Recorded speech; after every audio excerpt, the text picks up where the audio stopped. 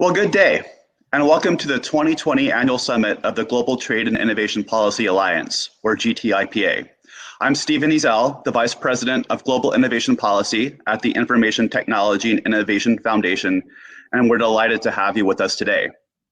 The GTIPA is a network of over 40 world-leading independent think tanks from 28 nations around the world who have come together to advocate for a positive and beneficial vision of trade, globalization, and innovation. The Alliance exists to collectively amplify each other's voices, including through our website at gtipa.org, where we cross-post all members' major research reports and where we encourage you to sign up for our monthly newsletters. The Alliance also produces original scholarship on trade, globalization, and innovation policy issues.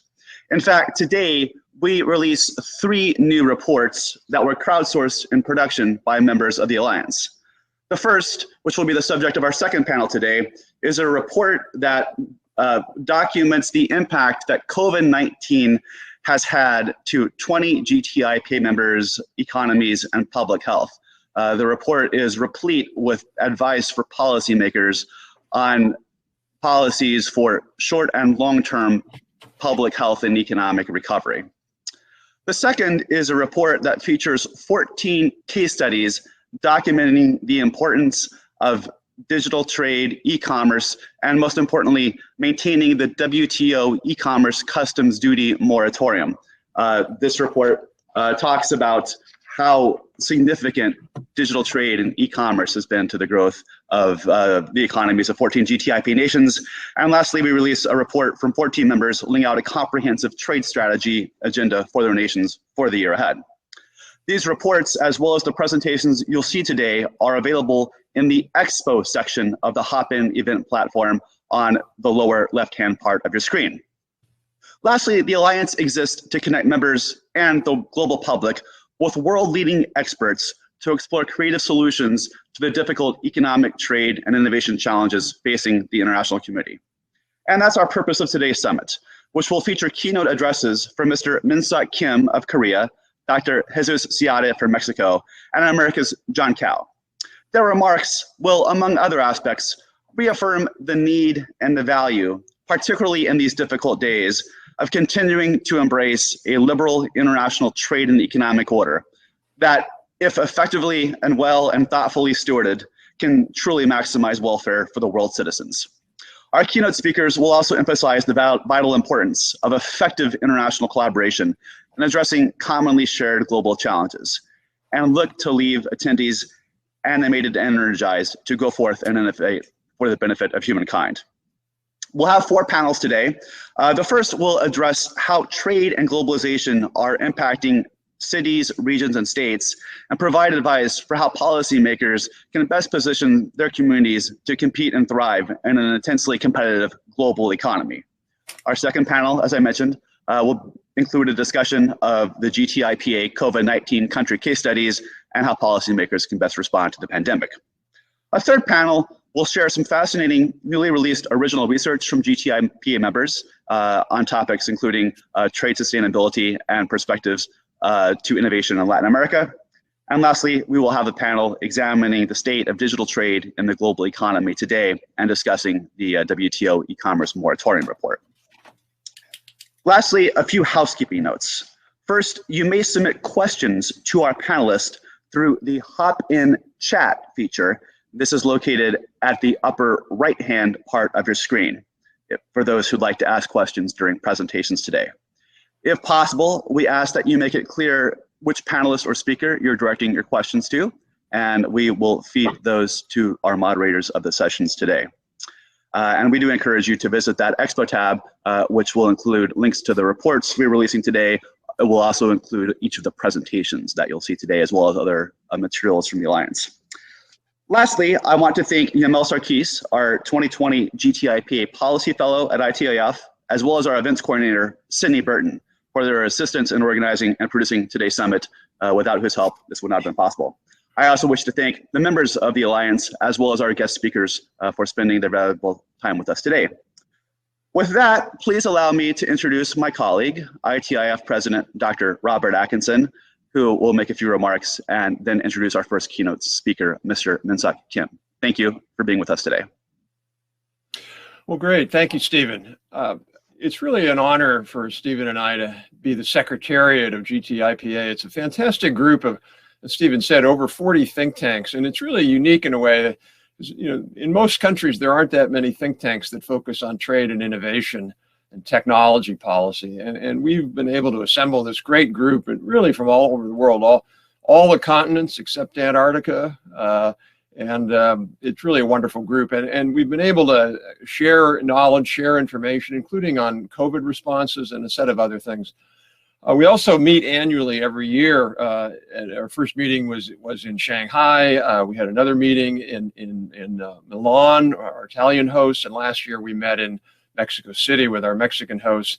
And this year we were supposed to meet in Seoul. And I really want to call out our Korean colleagues, because they had really done a yeoman's work on setting this up to be just a fantastic in-person meeting. And obviously COVID made that harder, but they've still played a big role in helping to shape this. So I want to thank them for that.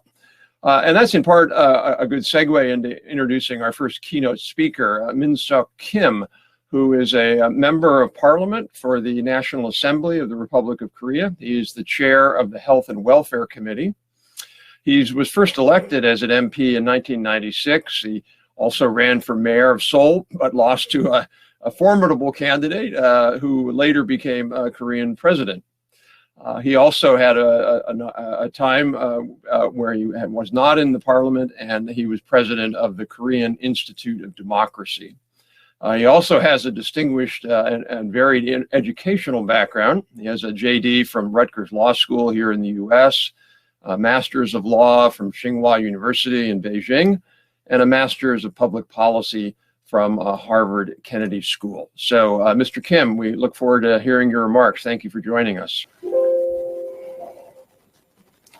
Good afternoon. This is Kim Min-seok, Chairperson of the Health and Welfare Committee at the National Assembly of the Republic of Korea.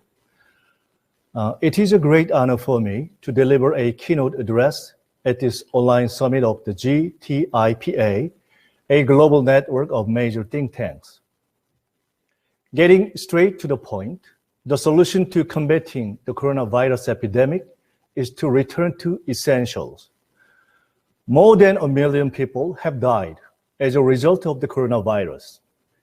Jeremy Rifkin warned that the fundamental causes of COVID-19 are climate change and deforestation, and they could lead to second and third outbreaks of another pandemic.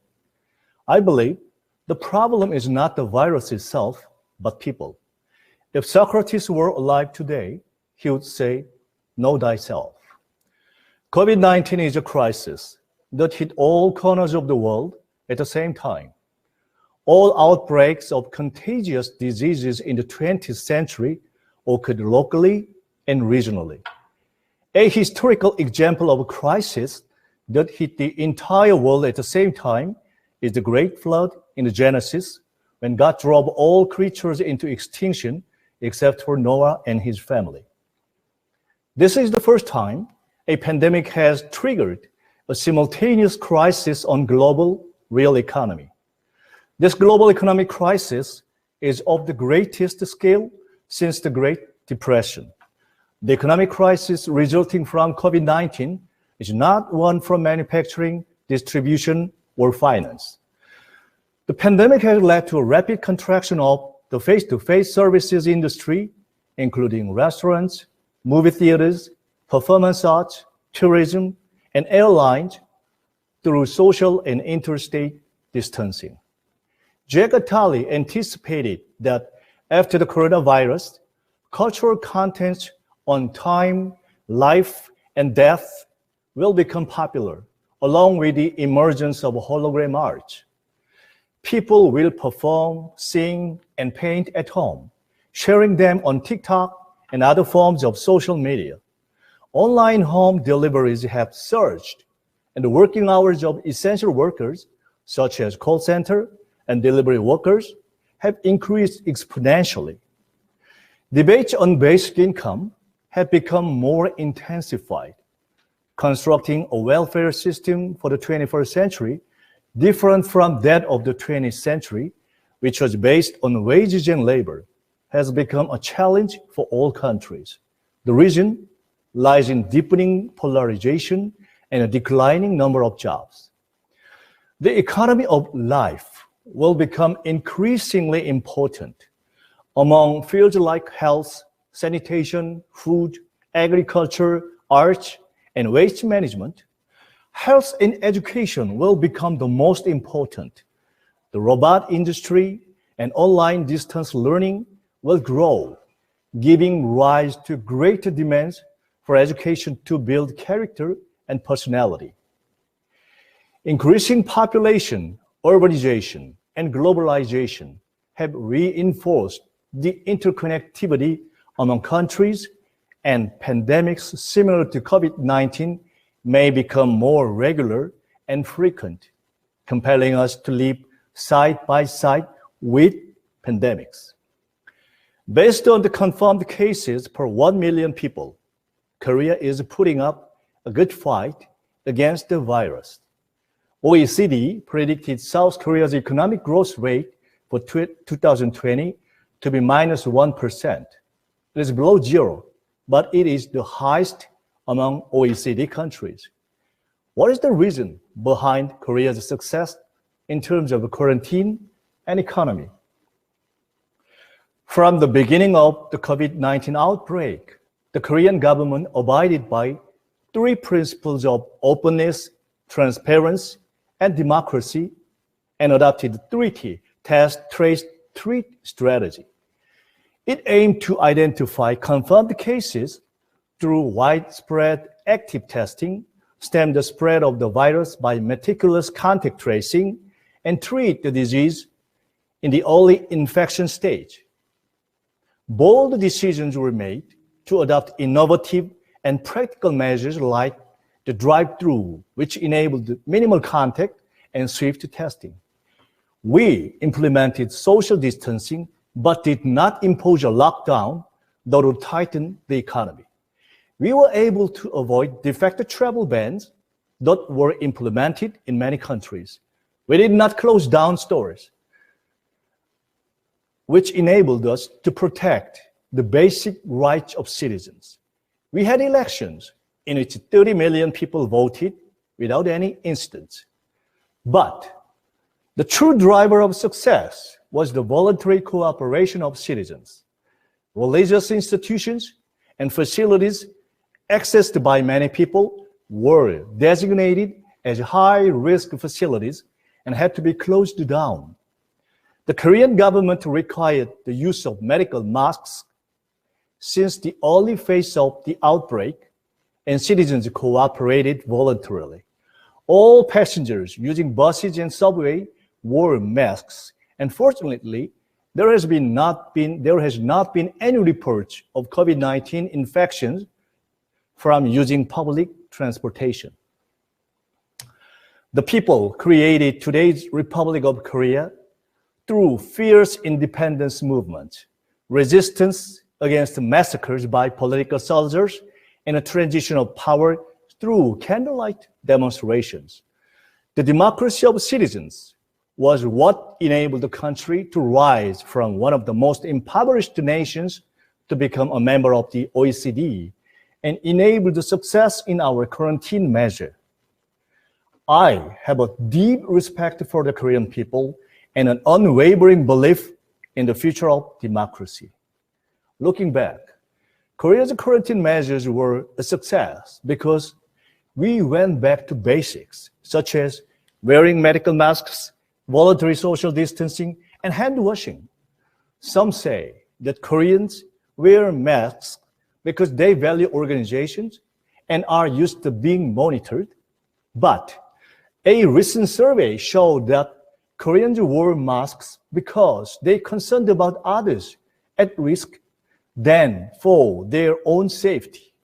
It is worthwhile to remember the golden rule enshrined in the Bible: do unto others as you would have them do unto you. COVID-19 pandemic demands that we make a great transition to advance as a new civilization. To this end, I would like to put forward 3 proposals. It is impossible to impose a lockdown indefinitely. Even if the world's richest people take refuge on luxury yachts, they will not be able to seal off a contagious disease forever. National leaders were not immune to the virus. Blockade and polarization, hatred and discrimination are not the solution. We must become inclusive and transparent and seek a path in which we can all survive. We need a new blueprint for an international quarantine system, including reinforcing the World Health Organization, WHO. We need a WHO plus. The WHO has grown financially weaker with the withdrawal of the United States and politically weaker in the controversy over COVID-19 in the early phase of the pandemic. We need to financially stabilize the organization while reinforcing its neutrality. It should be an organization that is not led by powerful countries, but in which the voices of countries vulnerable in health and medicine, such as in Asia and Africa, are heard. Discussions must also take place in regard to connecting the organization with international public funds like the World Bank and Global Fund. Secondly, I propose the launching of the Global Health-Keeping Forces. In contrast to peacekeeping forces that support peace in conflict areas, health-keeping forces must be an action-based international organization that provides support in responding to the outbreak of contagious diseases and health situations in vulnerable countries. The international community must garner efforts to achieve universal health coverage in every country. Impoverished people and developing countries are more vulnerable to diseases. The widespread epidemic further emphasized the need to increase the role of the public sector in providing essential healthcare services. Together with a swift development of the vaccine, a fair and efficient distribution must also be carried out for developing countries. Diagnosis, treatment, and vaccines that enable us to respond to threats against human health are global public goods. The Korean government and private sector will work to contribute to international justice and equity in health. We will also continue our efforts to improve cooperation in health with North Korea. We invite your engagement in this cause. Lastly, and most importantly, I want to host a platform of discussion in Seoul for collective intelligence as we prepare to make a transition in the history of civilization. My constituency, my district, includes Yeouido, also known as Korea's Manhattan. I have discussed with the district mayor of Yeouido regarding installation of a place for the world's young intellectuals. We will begin by providing a public office space for free for 3 years in a cutting-edge building in Yeouido, an area with world-leading culture, environment, and residential areas, along with cost-effective and comfortable accommodations. My idea is not to create a Silicon Valley, but a knowledge and wisdom valley.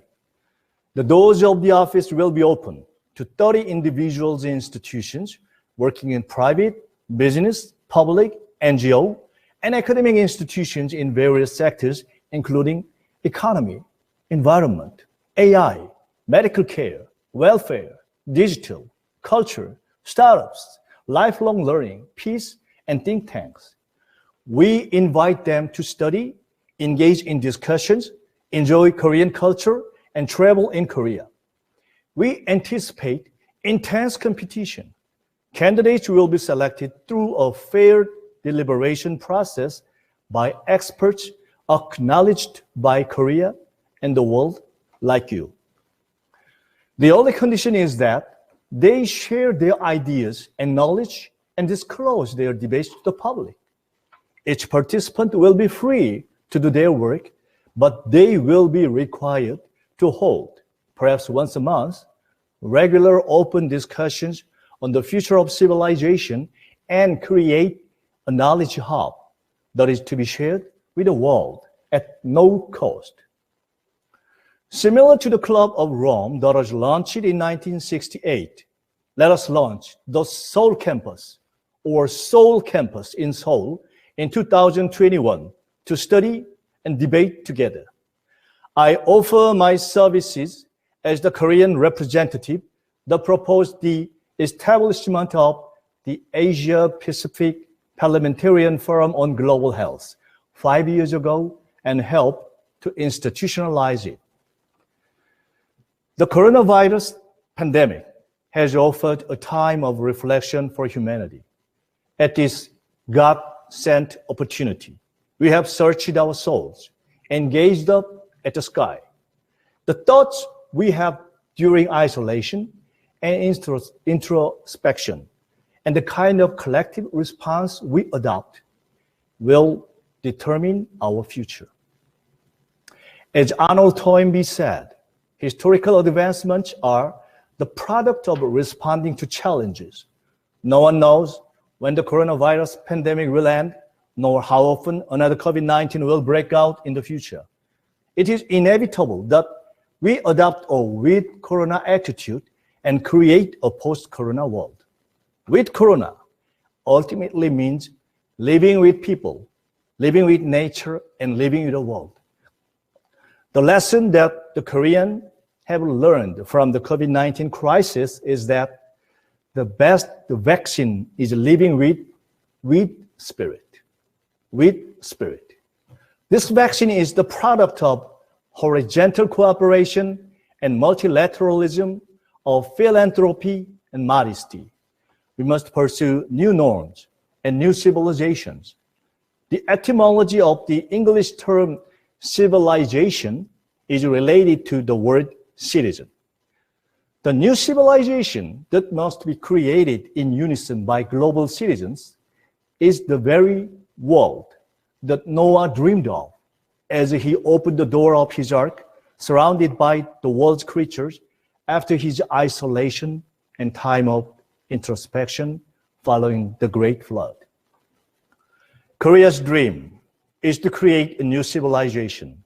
We dream of a world without the polarization depicted in the film Parasite, directed by Academy Award winner Bong Joon-ho. The Korean government has initiated the Digital New Deal, Green New Deal, and Social Safety Net New Deal, national projects to be carried out for a post-corona world. Korea's most beloved poet, Yoon Dong-ju, was tortured to death at the age of 28 in a colonial prison 6 months before independence in 1945, when World War II came to an end. I would like to close my keynote address by quoting a line from his poem, A New Path, that was recited at his funeral. My path, a new path, upon which I walked yesterday and will walk today. My path is forever a new path. The path of human civilization is arduous, but together we will once again prevail and create a new path. We will take the path of peace, health, purity, human security, and joint prosperity. Let us embark on this great new way, the way back to human nature of love and cooperation. Thank you for your attention. Thank you. Thank you very much. Well, everyone, thank you so much. Minister, thank you for your words. Now we move into our next speaker, but before we do move, we'd like to address some questions on the chat. The YouTube streaming video has been replaced with the Hopin. We encourage all of you to join in Hopin and keep following our tweets through the Twitter platform and Facebook, where we're posting all of our links. That said, I'd like to introduce our next speaker, Dr. Jesus Seade. Dr. Jesus Seade is Mexico's Undersecretary for North America, who has also served as Chief NAFTA negotiator for President López Obrador. He has led a global career traveling academia in the UK, France, Mexico, Hong Kong, and China, and high-level public service, both nationally and internationally. Dr. Seade served as Mexico's multilateral ambassador of the WTO and held senior positions in the WTO in Geneva, as well as the World Bank and the IMF in Washington, D.C. Dr. Seade was Vice President for Global Affairs at the Chinese University of Hong Kong, Shenzhen, and Vice President at Lingam University of Hong Kong. A chemical engineer from UNAM, a prestigious university in Mexico. Dr. Seade also has a bachelor's and a PhD in economics from Oxford University. That said, from a Mexican paisana to another Mexican paisano, I thank Dr. Seade for his intervention today and hand the floor to the Undersecretary. Thank you very much for being with us today. Thank you very much, Ms. Sarkis. It sounds like your name is of Lebanese origin, perhaps, and so is my blood. I happen to be a very international person, Mexican of origin, but I have lived all over the place, and my ancestry comes from the Middle East. And I'm very pleased to be here with you, a very distinguished global institution, the Global Trade and Innovation Policy Alliance, GTIPA. I'm very grateful for this invitation to join you, your summit, and it's a pleasure to be with you, seeking to explore together creative solutions to the very serious challenges we all face currently in the international community. Let me first say a few words. Yes, yep. Let me first say a few words. There's a lot of noise. Maybe some people could put their mics in silent while it is my turn, and then I'll do the opposite when we come to Q&A. First, a few words on COVID. We are in the middle of a terrible pandemic, and it is certainly for sure that many countries have responded with measures, and I want to focus more on the economic side, but also I will speak about the health side. Many countries have responded with measures to ensure that food supply chains can operate effectively, and that temporary assistance is provided to the most vulnerable, together with the efforts we all have made, extremely hard and challenging efforts to save lives. So that has been a very, very difficult balancing act, where the latter is the unquestionable top priority, saving lives, but where the former is, of course, something that cannot be left out too badly, too much, because it hurts our populations, and particularly the poor. And indeed, as the pandemic spreads to the less developed parts of the world, international cooperation is much needed to avoid an increase in global hunger. The pandemic is an enormous challenge for humanity in all aspects, from the preservation of life and health, employment, keeping open markets for food and for medicine, and keeping, to the extent possible, and preparing and supporting the resumption of economic growth and world trade. The problem has been very strong and has come in a staggered form, different stages in different countries. A few months ago, maybe 4 months ago or so, the center of the pandemic shifted from Europe and China to countries throughout the Americas, including my country, Mexico, the United States, South America. And even now, several countries in Asia, and particularly in Europe, are seeing a resumption of the intensity of the pandemic, particularly in Europe. In the meantime, there are vast areas of the developing world where the pandemic has hit less.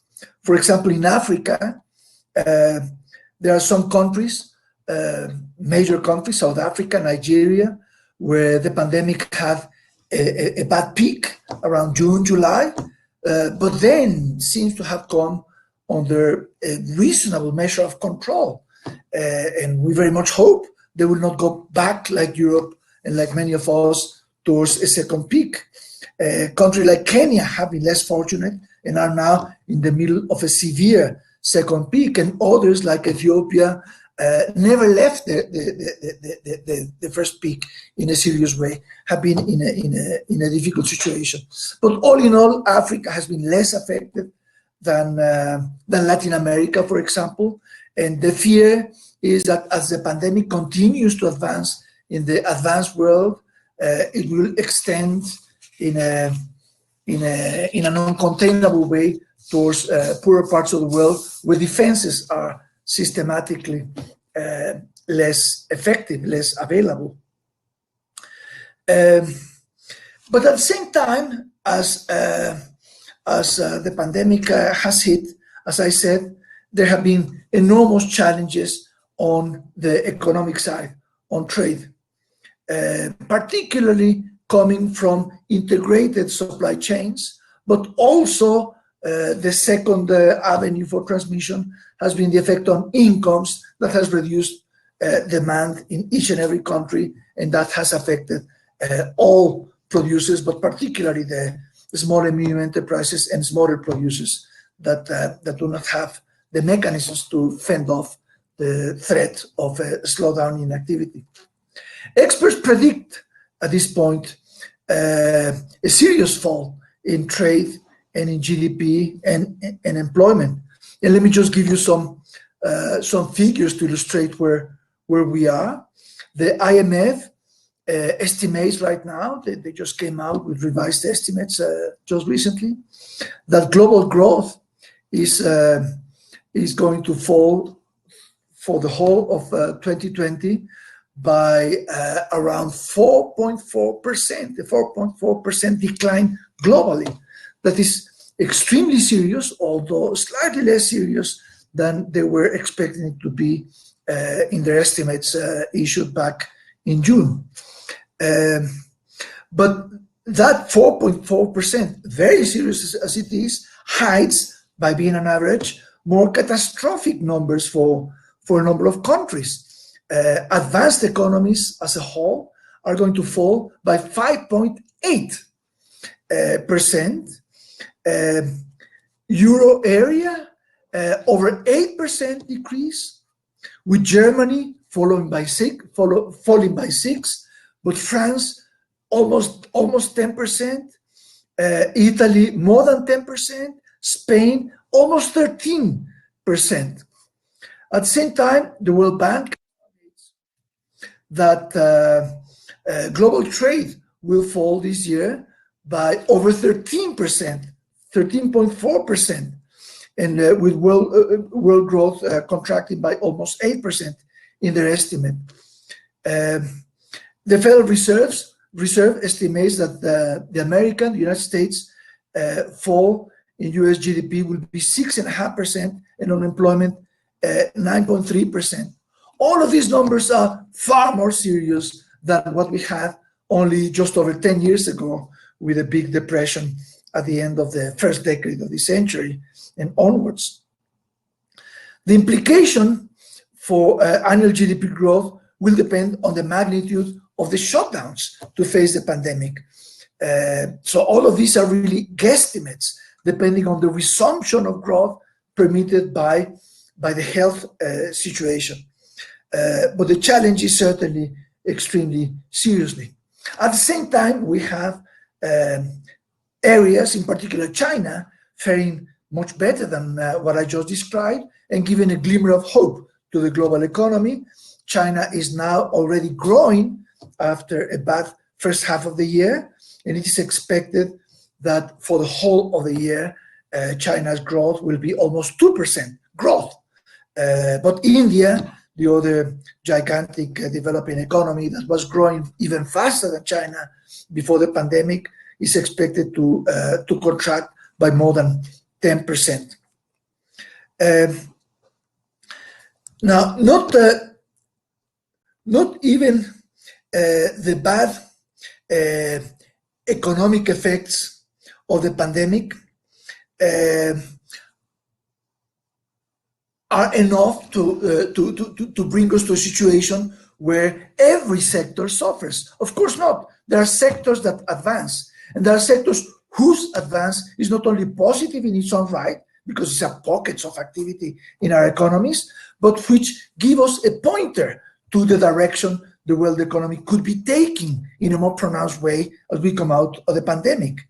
In particular, under the pandemic, there's been a massive acceleration of technological take-up and delivery, for example, in online services and telecommunications, producing a surge in the globalization of vast sectors of the services economies.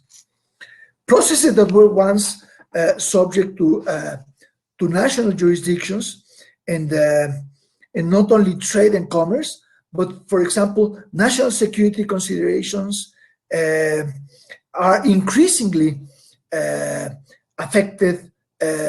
conducted through the digital economy, as is our conference right now. There are many aspects in which life is certainly going to change. We have to take a leave of positive results from the pandemic and do a number of things better. And one of them is certainly the use of communication technology and information technology more generally. Some positive transformations will be driven by technology companies looking to break the new grounds in their competition for consumers, and with many activities that are increasingly going to be probably on a permanent basis done to a greater extent online.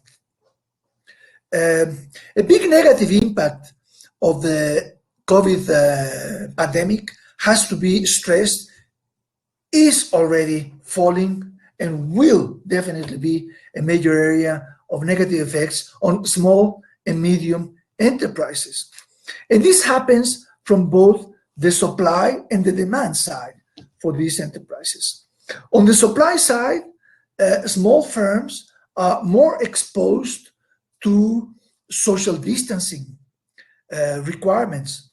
They are more exposed to the disciplines imposed by governments, and quite necessarily so by society.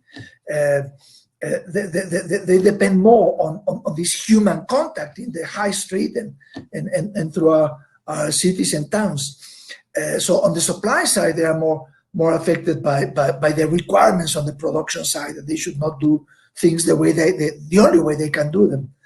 But also on the demand side, the absence of demand directly impacts incomes in society, impacts cash flows, and this directly affects most particularly small and medium enterprises, which, apart from anything else, are financially more vulnerable, less able to find ways to change their business model or to endure a period of low activity.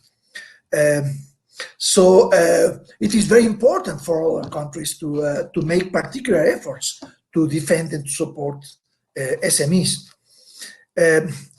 According to the OECD,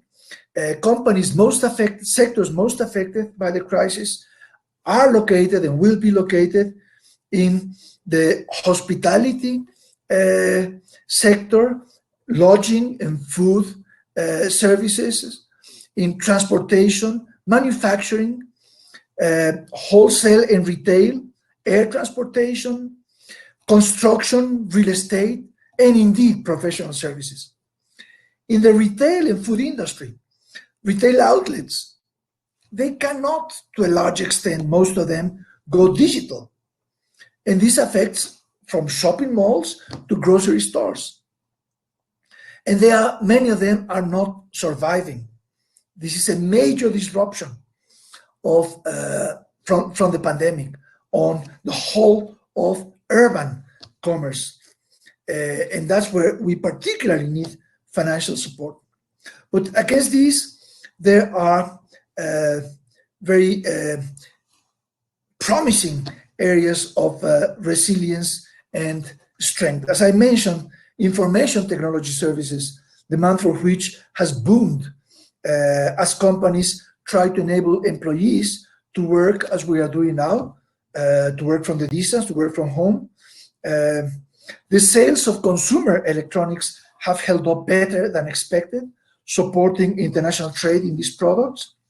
Anecdotal evidence similarly points to strong demand for computer and information technology services, and which have facilitated the home office. Now let me switch to more directly the response by governments to the pandemic. Let me take it from the perspective of my own government, where I stand. Mexico has maintained a very close collaboration with many countries around the world, bilaterally and through multilateral or collective fora in facing the pandemic. So, for example, back in April, my country proposed a resolution at the 74th session of the General Assembly of the United Nations, which attracted 179 co-sponsors to ensure the effective and equitable global access to medicines, vaccines, and medical equipment in facing the pandemic. Then in May, at the WTO, World Trade Organization, 42 trade and economy ministers, including Mexico's, issued a declaration in which they committed and called every other country to ensure the continuous flow of medical devices and other essential goods and services to face the health contingency caused by COVID-19. In September, the finance ministers of APEC issued a statement inviting equitable access for all to medicines and diagnostics and therapies, and maintaining a transparent and predictable investment and trade environment in the economy. We have also pursued a number of bilateral mechanisms. In North America, we have a whole range of mechanisms that have existed for some time, others deriving from the recently approved USMCA, and the dialogue has been very, very close and very effective. I will not elaborate on that because of shortage of time. Let me just close, in closing, come to my final section of my remarks about areas of opportunity, which is also a way of saying challenges ahead and how best to face them. First and foremost, I have to mention protectionism, trade protectionism that has acquired a new rationale with the pandemic. But coming out of the pandemic requires definitely global cooperation so as to hurt each other as little as possible to avoid it.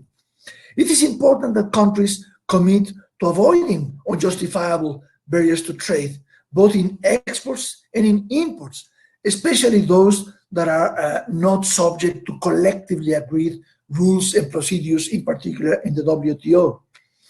There are political siren calls for onshoring production value chains on the import side, saying that the pandemic has shown how vulnerable we are to global value chains. But it is those global value chains that have been the leader in creating the amazing progress we have all enjoyed the last 75 years. So we have to be more targeted in any corrections we impose now and in any corrections that we may think may be necessary to maintain afterwards.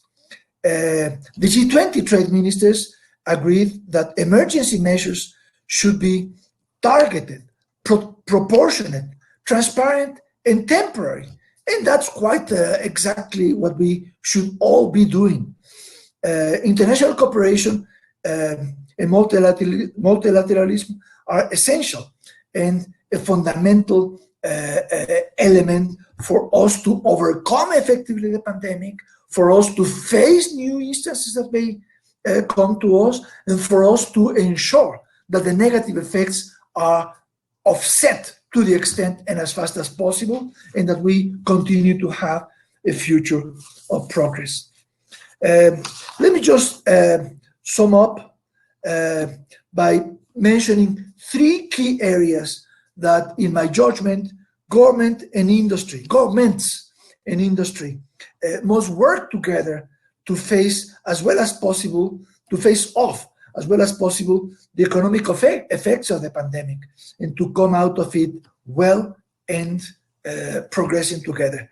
First of all, we need to work together to protect open trade policies, focusing on the stabilization of foreign trade and investment, perhaps accepting, or more than perhaps, accepting that some elements of vulnerability must be understood. It is maybe not healthy to have global chains that mean that all your demand comes from a single source, which is the global supplier or something. We probably should introduce policies and agreements that ensure diversification. But this diversification doesn't mean onshoring or nearshoring, because onshoring and nearshoring loses the benefits of trade, which has been the great blessing of the world the last 3/4 of a century, and doesn't eliminate the uncertainty.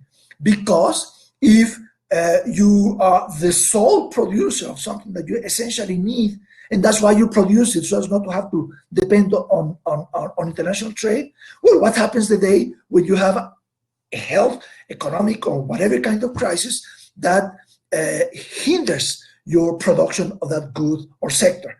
So you depend on yourself instead of having a diversified portfolio of procurement. So we need to protect open trade, but do it in an intelligent way that understands that the pandemic cannot be allowed, another pandemic, to come and catch us unawares the way this one did. Secondly, as a general area for cooperation, I would stress very much the need to save small businesses. It is fundamental that governments, financial institutions, private capital, and other parties come together to help small and medium enterprises overcome their difficulties. That is morally essential because they constitute a huge part of the less protected parts of our economies. It's also essential in terms of employment, because that's where employment lies for all our countries fundamentally. And it is economically essential because that's the way to save demand for appropriate rates of growth as we move out of the pandemic and into the future. It is core, the protection of small and medium enterprises. It is essential from a production point of view, from a consumption point of view, and from a social welfare and cohesion point of view. And finally, the third lesson that we must learn is that we need to work together to develop, to tame where needed, and to share digitalization and international cooperation on the digital economy.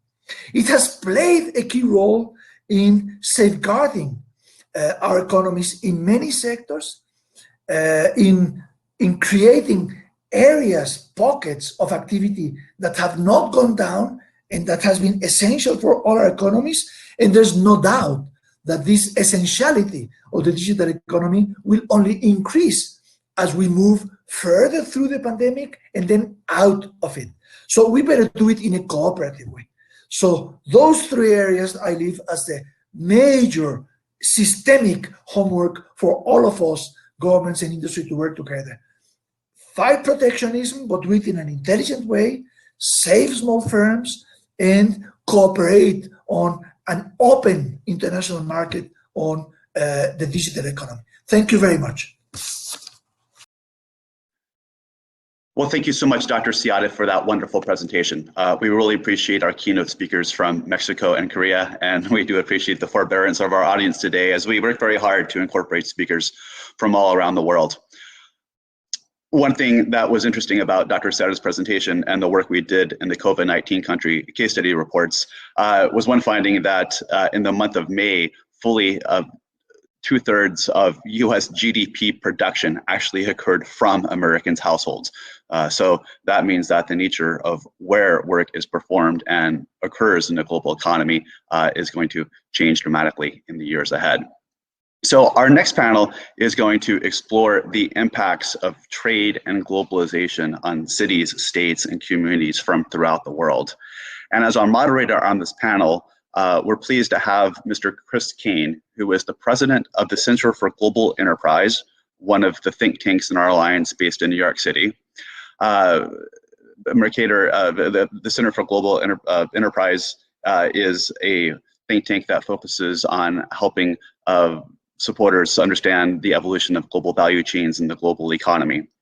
Before joining the Center for Global Enterprise, Chris worked for the IBM Corporation for 25 years, where he served as vice president for governmental programs and managed issues of corporate responsibility for global public policy.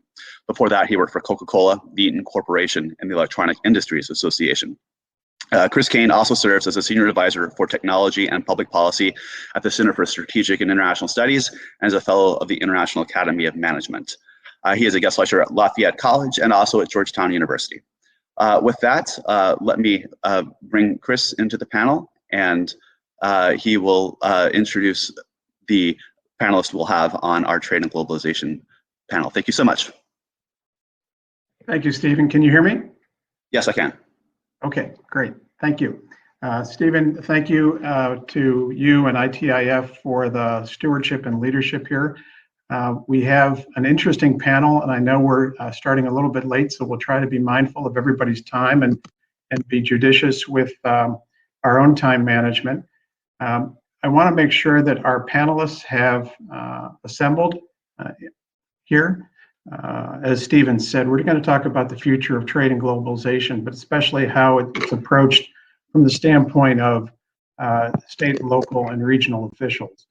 I want to thank our colleagues from around the world who are joining us. I see Charlotte. Charlotte, welcome.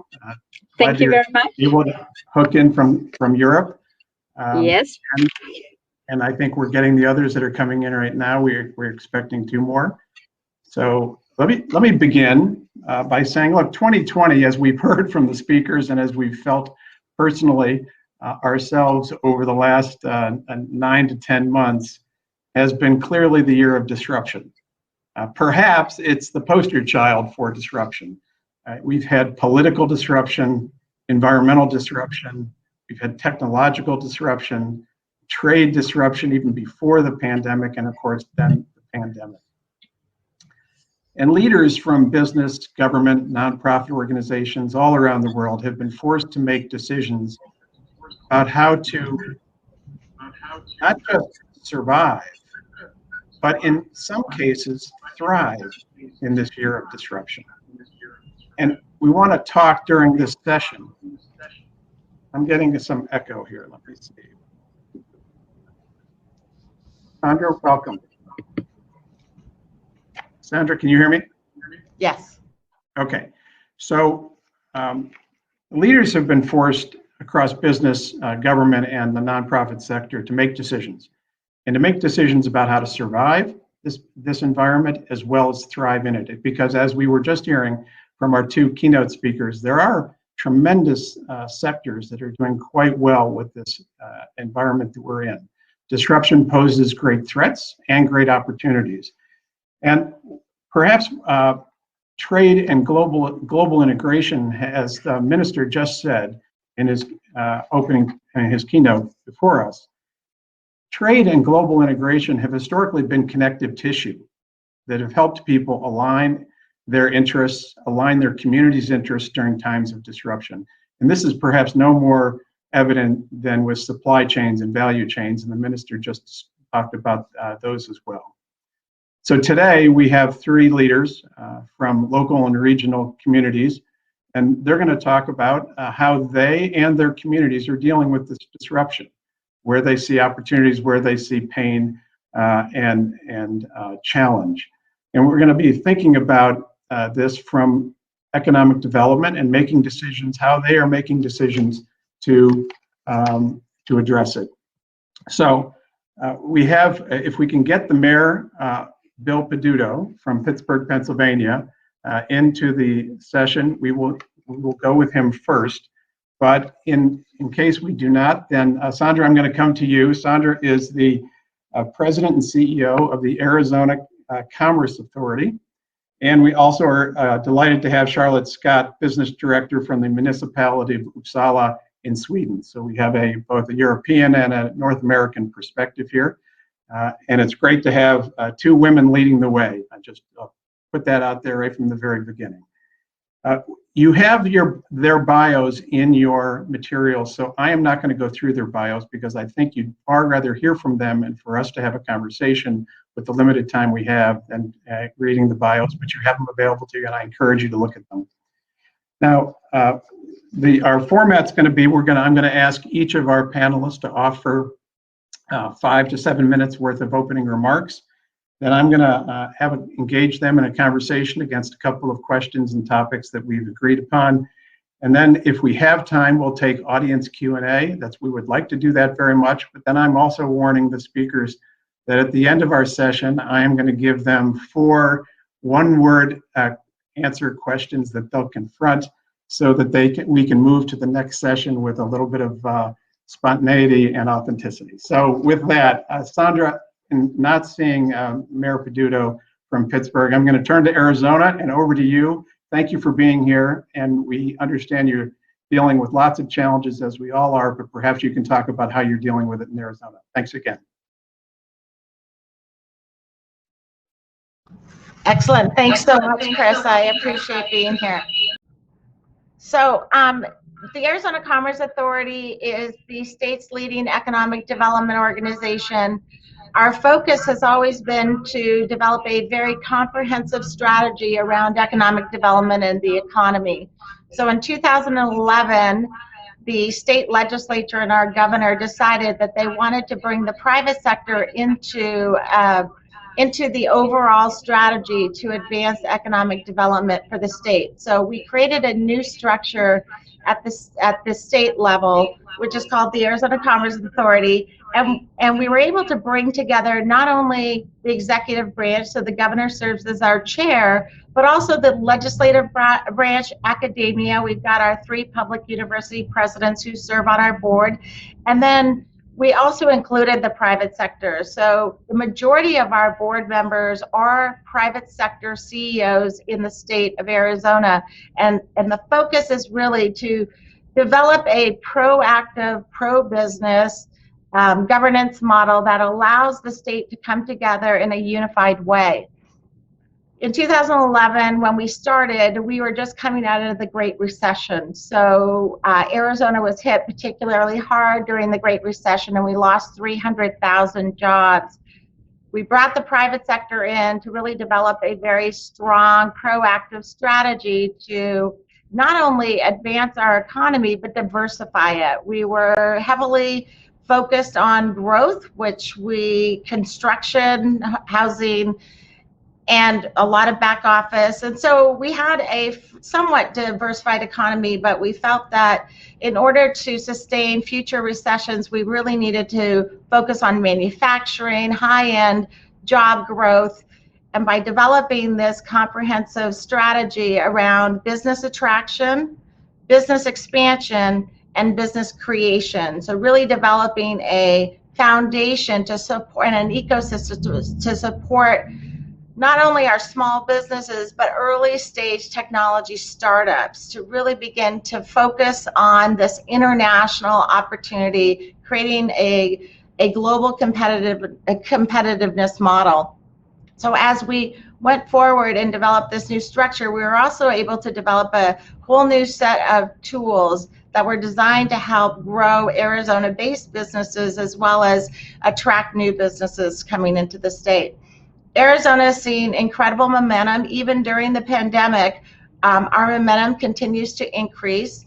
We are ranked in the top 3 for job growth, employment growth, and income growth. So we continue to see a strong momentum in bringing in businesses to the state of Arizona, but also working with our existing businesses. During the pandemic, we were able to work very closely with our manufacturing businesses to help them pivot their operations so that they could also supply some PPE to our healthcare professionals during the pandemic.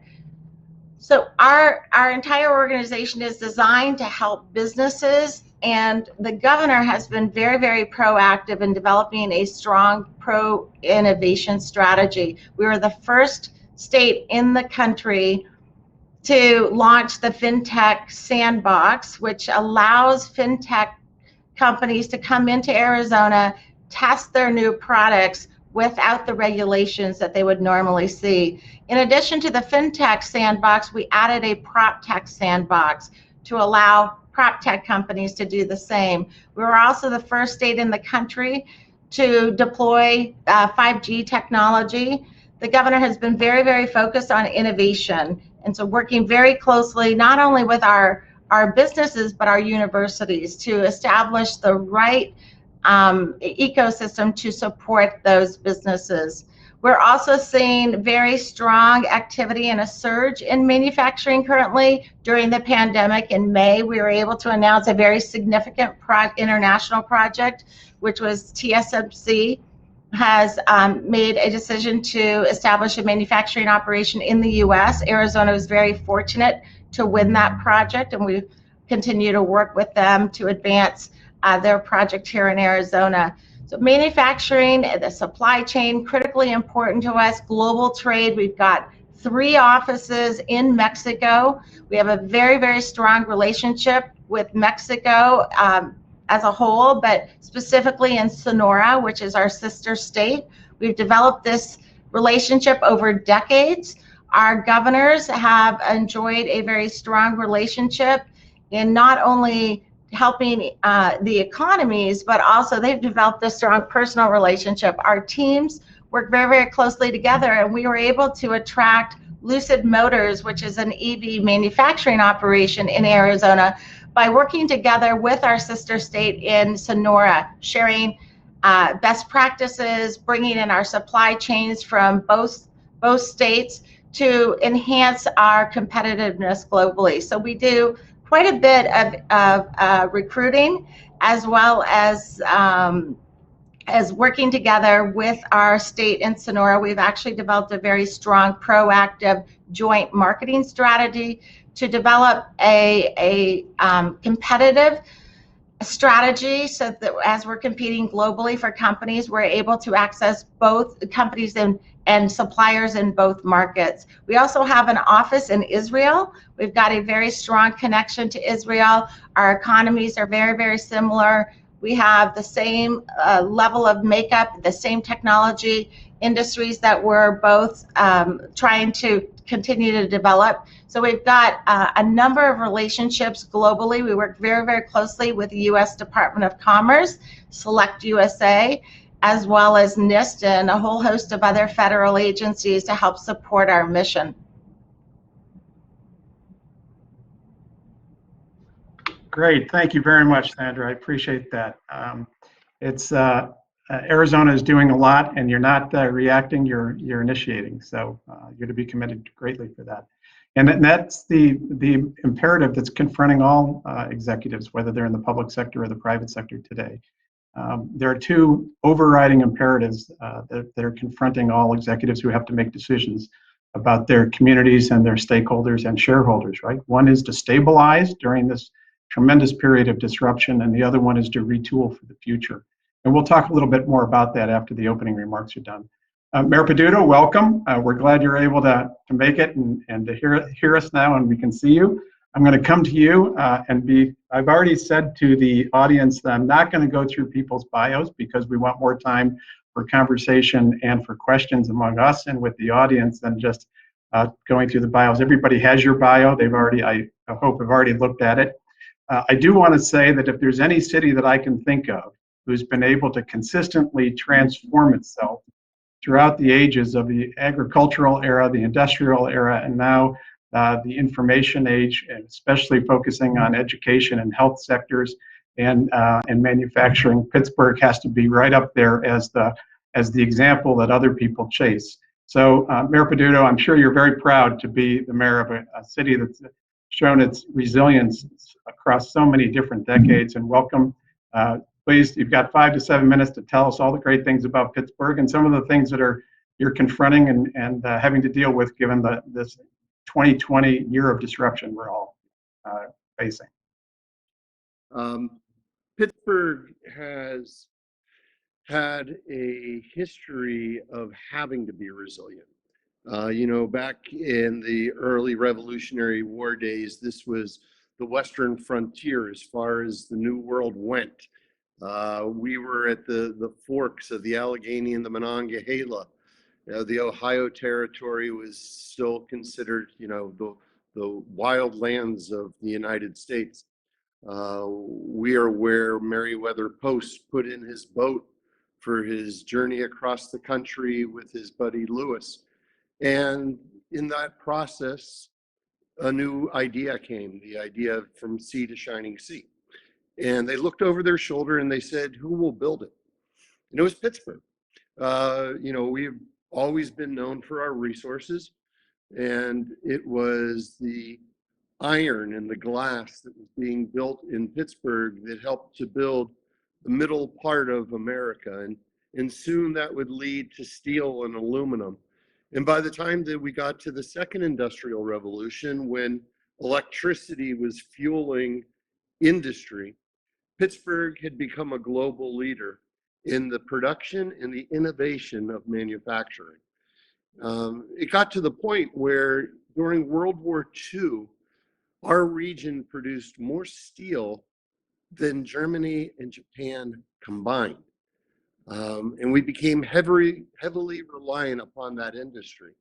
Now, what also happened is we produced air that was dangerous to breathe, water that was poisonous to drink, and the greatest disparity in American history between those that owned and operated the mills, factories, and mines, and those like my grandfathers who went to work in them every day. Like Pittsburghers, we rolled up our sleeves and we went to work to solve those problems. We created the first Clean Air Act in American history, 20 years before Congress would ever bring the idea up. We worked with a public-private partnership of our corporate leadership and our government in order to be able to clean our water and to be able to end the constant flooding of our downtown area.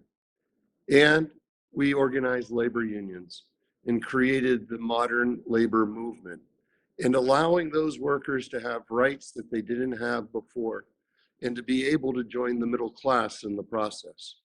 And it prospered and it worked well for over 50 years. And then came 1979. The Pirates won the World Series. It's been a long time. The Steelers won their 4th Super Bowl, and Pittsburgh died. We died. Our economic heart was torn out of us. We were left with very little. And what had been our greatest asset and our greatest export of steel was changed to our young people who had no opportunity in our city and left to find different opportunities. But we went to work like we do. We rolled our sleeves up. And in 1979, we created the first school of robotics in the world. We had built off of an idea that was built in the 1970s on Carnegie Mellon's campus of artificial intelligence. And we went to work building out a hospital network that was just one hospital on the University of Pittsburgh's campus into the largest employer in the state of Pennsylvania today, the University of Pittsburgh Medical Center, whose letters sit on top of the US Steel building. We changed our economy by planting the seeds, not even realizing where those seeds would grow or how they would sprout. But they did sprout in artificial intelligence and advanced manufacturing, the autonomous of everything, not just automobiles, but lunar modules, and the ability to work within hospitals and surgeons with monitors that can walk on a heart during open heart surgery. And all of this coming together at a time when the world would hit its recession of 2008. But as my friends like to say, if you never went to the party, you never got the hangover. So as economies went down, as the price of housing went down, as jobs were being lost in major cities around the world, Pittsburgh was steadily gaining. And people began to notice because of the difference of that slow progression versus the negative reactions after the 2008 market crash. And so we find ourselves today with another setback. The COVID-19 pandemic has hit many of our industries, but it hasn't hit the safe harbors of tech or medical. It has hit academia, and we realize that it's going to be difficult with 7 universities in our small city to be able to see a full comeback where all the students will be on campus at any time soon. But at that same time, the other industries have been able to be diverse enough that we're not seeing what happened in the 1980s when we were relying upon one industry and we didn't prepare. So now we're starting to look to prepare, but we're not doing it alone. We've reached out to our friends and our neighbors in Huntington, West Virginia, Morgantown, West Virginia, Youngstown, Cleveland, Cincinnati, Columbus, and Dayton, Ohio, and Louisville, Kentucky. We understand that we are the region of the country that has become dependent upon fossil fuel. And fossil fuel kept our industries going for over the past 100 years. But there's only one way time moves, and there's only one direction the world is moving in, and that is renewable sources of energy. So instead of going through the 80s and the 90s and the early 2000s again, we want to plan ahead. We want to build a Marshall Plan for Middle America, one that works hand in hand with our companies that are in the fossil fuel industries to diversify their portfolio and begin to create new opportunities so the individuals and the communities that help to build America will be here in 100 years. We want to work with the solar efforts that are happening in Cincinnati, the electrification of vehicles happening in Lordstown, Ohio, and the research and technology happening in Pittsburgh in order to build out that new industry. And let me tell you this, because this is a big issue in this campaign. Right now in the state of Pennsylvania, the state where coal was discovered, oil was discovered, and we sit on the Marcellus and Utica shale, there are more jobs in renewable energy than coal, oil, and gas combined. Our future is now, we're looking at COVID as the means to help us to accelerate that move and to build a region that helped to build America once, and to count on those workers in those small towns to do it again.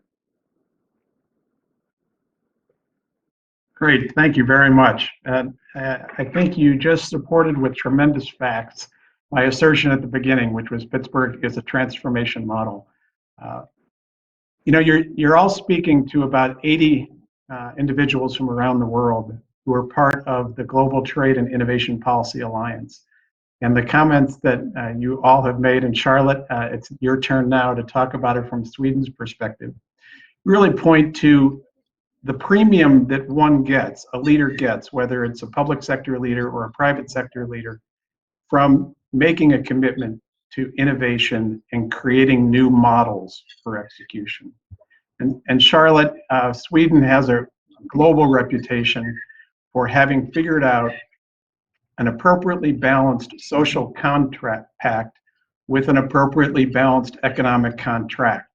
And so please tell us how you're doing it in Uppsala and what your thoughts are from the European perspective about the strategies and the era of economic development in a totally disrupted landscape.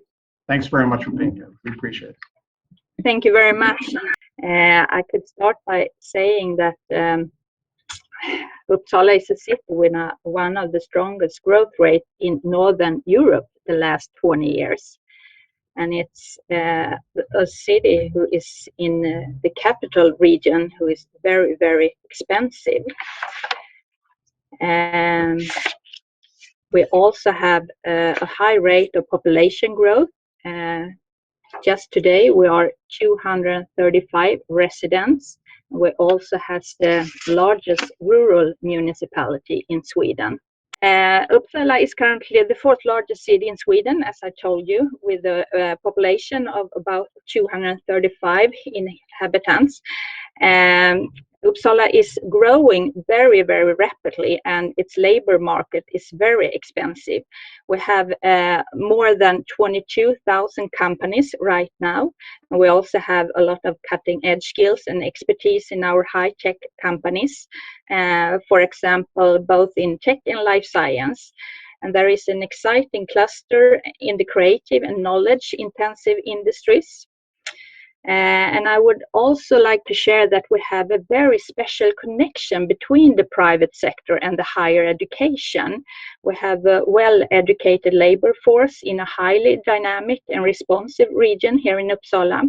Entrepreneurs, employees, researchers, and students from the entire world meet here in Uppsala.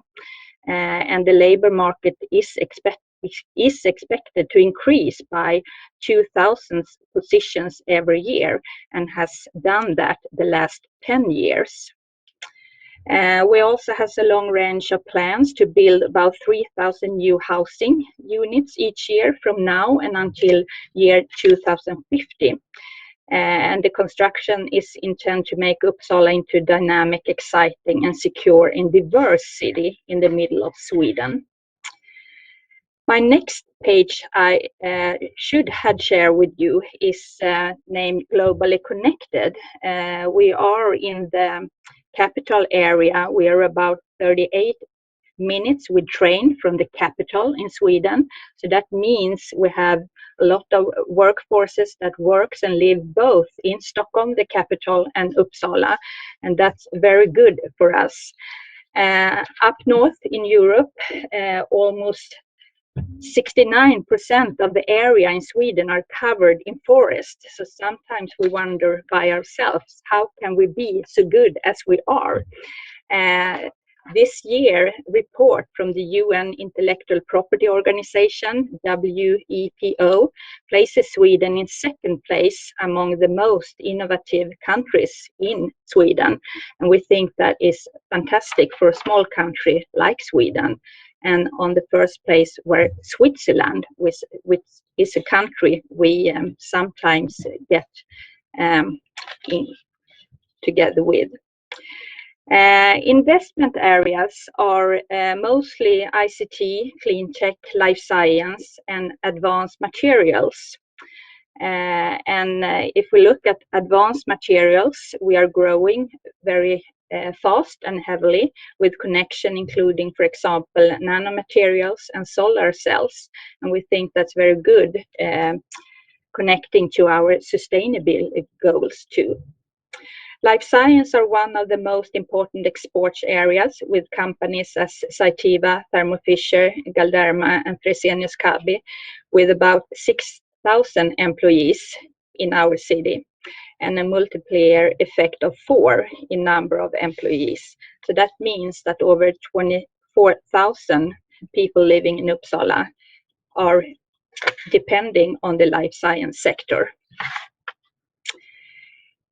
My next slide is about good foundation for a successful business, and the base in that is our strong support system for innovation.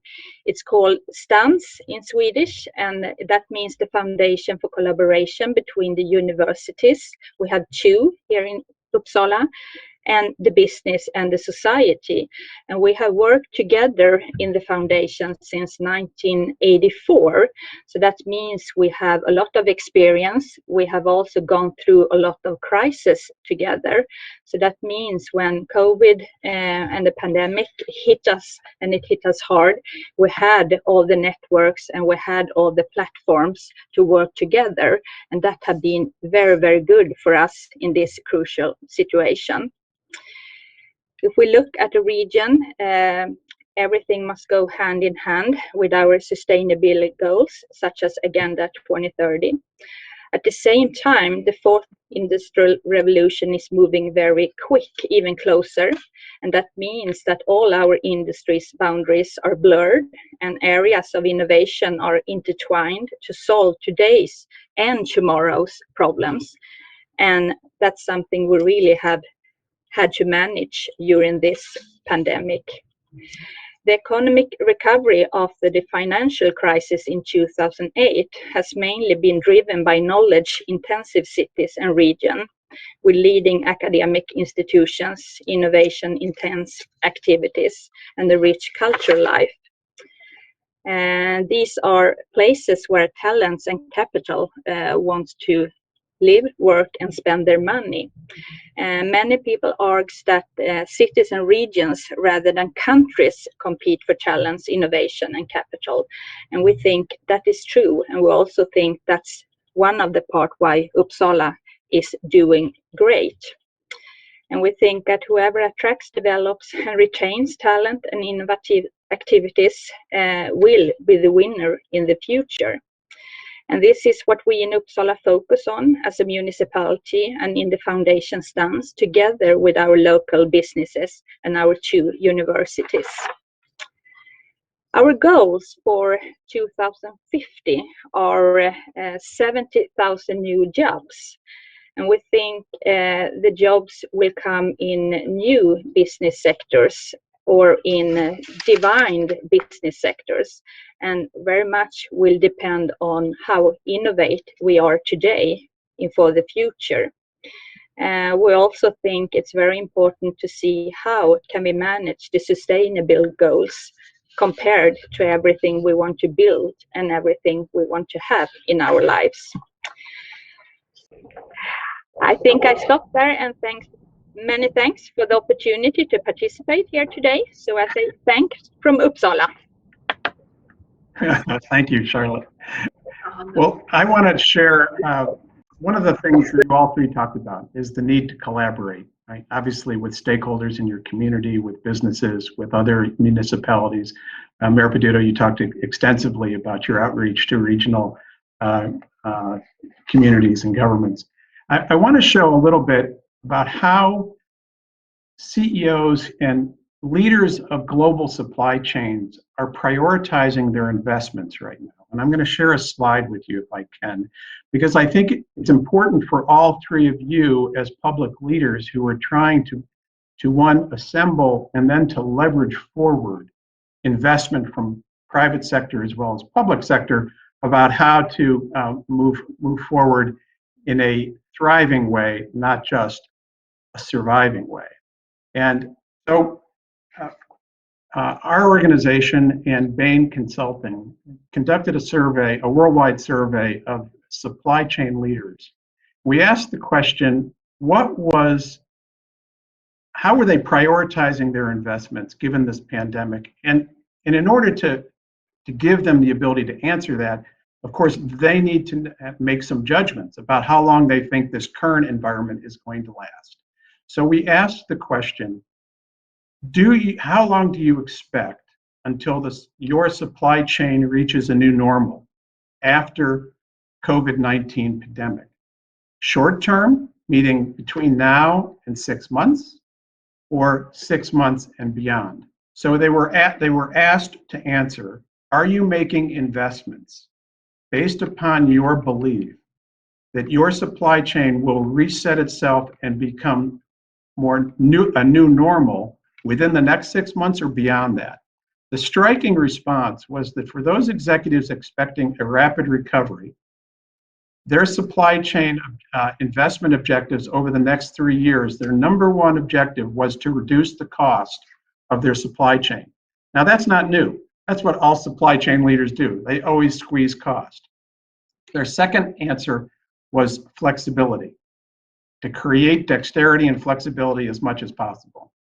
And their third answer was customer service. So their top three, for those who were expecting a rapid recovery, they were making investments in reducing cost to their supply chain, expanding and increasing flexibility of their supply chain, and delivering high customer service. For those executives, by the way, and there were 3 times as many executives who answered that their supply chain would not find a new normal until beyond 6 months, beyond 6 months and 3 years. Their answers were very, very different. Their number one investment was around flexibility, creating flexibility in their supply chain to handle disruptions that they either see now, they're feeling now, or they can't anticipate because of the uncertainty. And Sandra, you talked about this in your opening remarks, about a number of the investors in it who have come to Arizona with that global supply chain premise. They needed to be flexible. Right? The second answer was to increase their resilience. So flexibility and increase their resilience, their ability to operate. And their third answer was their ability to stay in business, business continuity.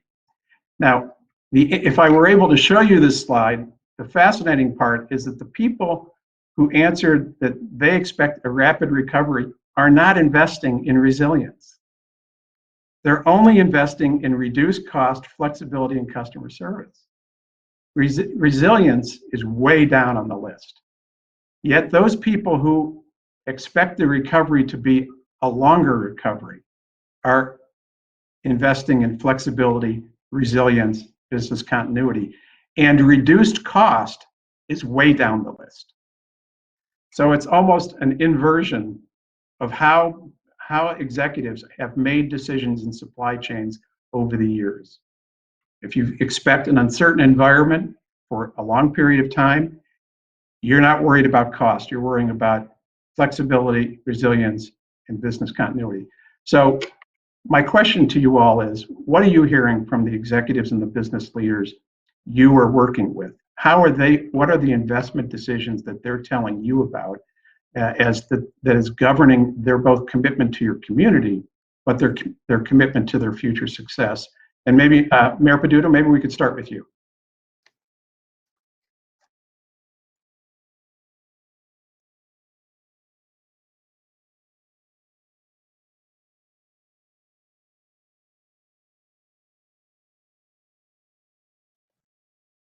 Can you hear me okay? Sorry, I've got the delay as well, so I apologize. Just wanted to hear the end of the question.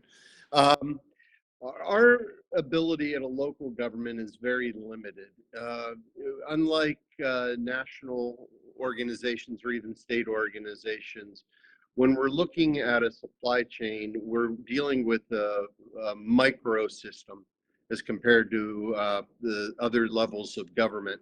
However, there is a very strong place for it. In local government, when you want to talk about innovation and resiliency, what you really are talking about is the antithesis of what government is.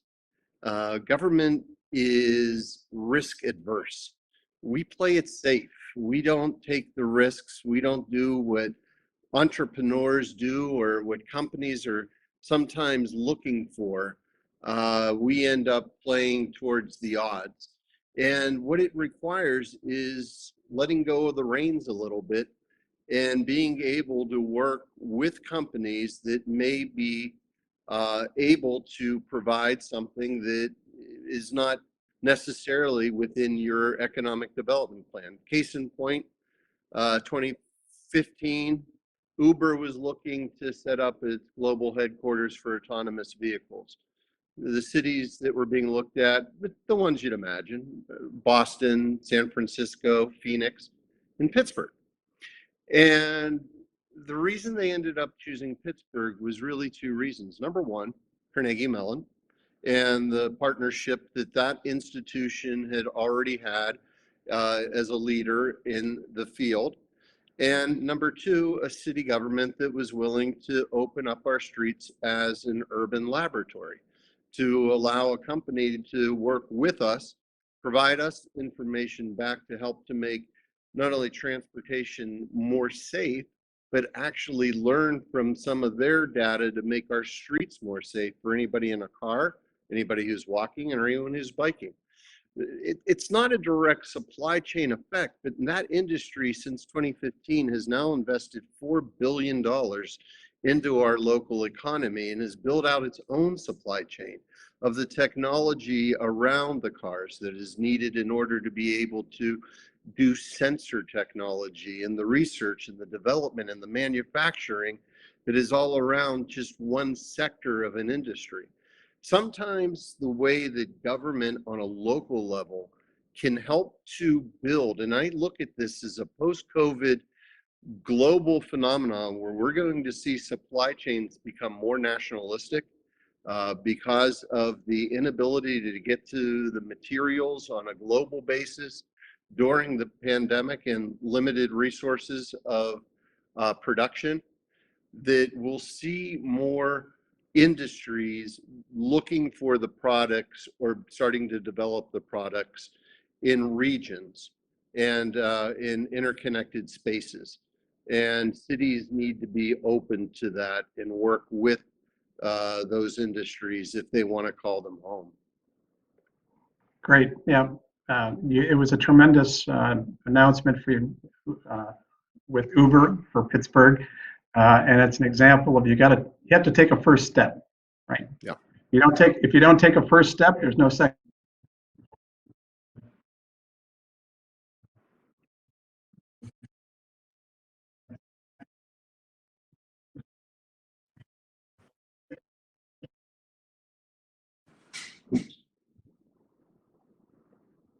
Oh, sorry. Yes.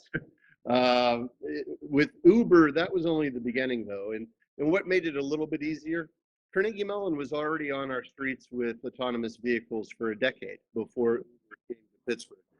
And what we found is, once Uber was here, then Aptiva came. And once Aptiva was here, Argo AI and Ford came, and then Toyota. And it built off of itself. And like I said, created the supply chain industries as well.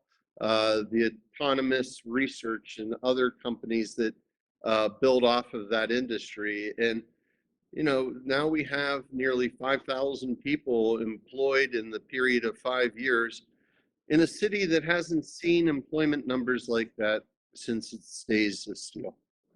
Great. Thank you. Sandra, any quick insights from investors and corporate leaders that you're talking to about what their investment objectives are over the next 3 years? Absolutely. Actually, we're seeing a surge of activity in the manufacturing sector and our supply chains. A lot of domestic movement, but also international movement. I agree with the mayor as he talked about more of a regional approach. We're seeing international manufacturers who are looking to set up a presence in the U.S. to access the U.S. market and the supply chain within the U.S. and micro factories setting up in the U.S. to serve the North American market. We're seeing a number of companies, actually 55% of our current client base right now is in the manufacturing sector. We're also seeing some shifts in potentially corporate headquarters. So about 20% of our pipeline right now is in the corporate headquarters. So we're starting to see companies who are very much interested in developing either a more locally based or regionally based supply chain, moving into areas in which they can access that. So my earlier comments in our strategic partnership with Sonora, obviously our strategic location next to California provides Arizona a tremendous opportunity to access world markets and begin to really be a home for a lot of these new manufacturers. So we're seeing a surge, quite a lot of activity right now in the manufacturing and supply chain base. Okay, great. Charlotte? What are you hearing from investors and businesses who are looking at Uppsala in Sweden? We as a municipality has to be very brave. We need to be very good listeners, so we don't end up being in the back seat. So right now we are listening very, very close to our local business. What do you need from us to increase your investments? And they talk a lot about customer services. We need to be quick. We talk about different kind of permits and so on, so they can go on. I think the COVID has hit hard in some parts of the local businesses, but the businesses who are driving and going very well, we need to be very fast and show how hope can bring out from the life science and tech industry and so on. So I think as a municipality right now, our role is to very limited what we can do according to supply chains. So we need to focus on customer service and be very listening to the local business. What do they need from us to be the brave ones in the driver's seat? Super. Okay, so we have limited time left. Here's what we're going to do. I had a whole bunch of questions, but as always, you can never get to them because you all have imparted such great insights for the audience. But we're going to do, I'm warning you right now, I'm going to ask you 5 questions. You can only answer the question with 1 word, okay? So, and we're going to end up, this will end up the session giving the audience a sense of direction and urgency. So here's the first question for each of you. Will drones be used in your community to deliver residential packages to individual homes 3 years from now? Yes or no? Let's start with Charlotte. No. Sandra. Sandra? I'd say yes. Can you hear me? Yes, gotcha. Mayor? Yes. Okay. Question number 2. The value of intangible assets is rapidly outpacing the value of tangible assets in many areas. And Mayor Peduto, you've talked about this in your remarks. So what is more economically valuable, big or small data for economic development? Mayor, let's start with you. Yes. We'll start with you. Big data. Sandra? Small data. Charlotte? Small data. Okay, now there's an extension to this. Next question is, what is more socially valuable, big or small data for economic development? Charlotte? Big data. Sandra? Small. Mayor? Small. Okay. Over the next 3 years, which will be more important to your community? National economic development or regional economic development? Mayor, let's go with you. Regional. Sandra? Regional. Charlotte? The same in Sweden and Uppsala, regional. That's good. I think you all have chosen to be operating at the right space based upon your answers. All right, we got one question from the audience that I feel compelled to ask, and it's another 1-word answer, but it might make you think about it for a second here. And it's, is there another city in the world or region in the world that you envy or wish you could emulate in replicating their success? So who is your idol from an economic development standpoint, another city or region in the world? Charlotte, let's go with you. That's a trick question, I think. We never said this was going to be easy. No, you never said it's going to be easy. I say Stockholm then, because we are in the region, but Stockholm. Okay, Sandra? I'd say Israel. They're very focused and intensity around technology and disruptive new technologies. Okay, Mayor Peduto? Yeah, I would actually say as an entire region of the world, the Nordic region, including not only Sweden, but Denmark and Norway, and just with everything from transportation to energy to providing services to people. Okay, great. Well, look, we've run out of time, unfortunately. I want to thank you all for donating your time to expand the knowledge and the insights of think tank leaders from around the world. You all are doing great things. I hope you continue to be able to make achievements and achieve your objectives and can stay healthy and safe, but not just survive the current environment, but thrive in it. So thank you very much. Thank you. Well, thank you so much, Chris Kane, for moderating the excellent panel. And thank you to Mayor Bill Peduto, Charlotte Scott, and Sandra Watson for sharing your insights and wisdom about how cities, states, and regions are trying to position themselves to compete and thrive for long-term economic success, especially once we get through this pandemic crisis. So now we're going to move into a panel talking about our country level case studies examining the public health and economic impacts of the COVID-19 crisis. This panel is going to be led by our colleague and fellow GTIPA member, Kyung Song. Kyung is director of the FN Global Issue Center in Korea, and she was previously President Public of Korea in various capacities, including as special advisor to the chairman of the Presidential Committee for the Seoul G20 Summit in the Office of the President, and as special economic advisor to the Korean president in 2008-2009. She has also served as foreign press spokesperson for the Korean Ministry of Finance and Economy, and she has served as special advisor to the chairman and CEO of the Korean International Trade Association. With that, I am going to turn the floor over to Kyung and also thank her for being the one who connected us with Mr. Min-seok Kim for his keynote address this morning. Thank you, Kyung, and the floor is yours.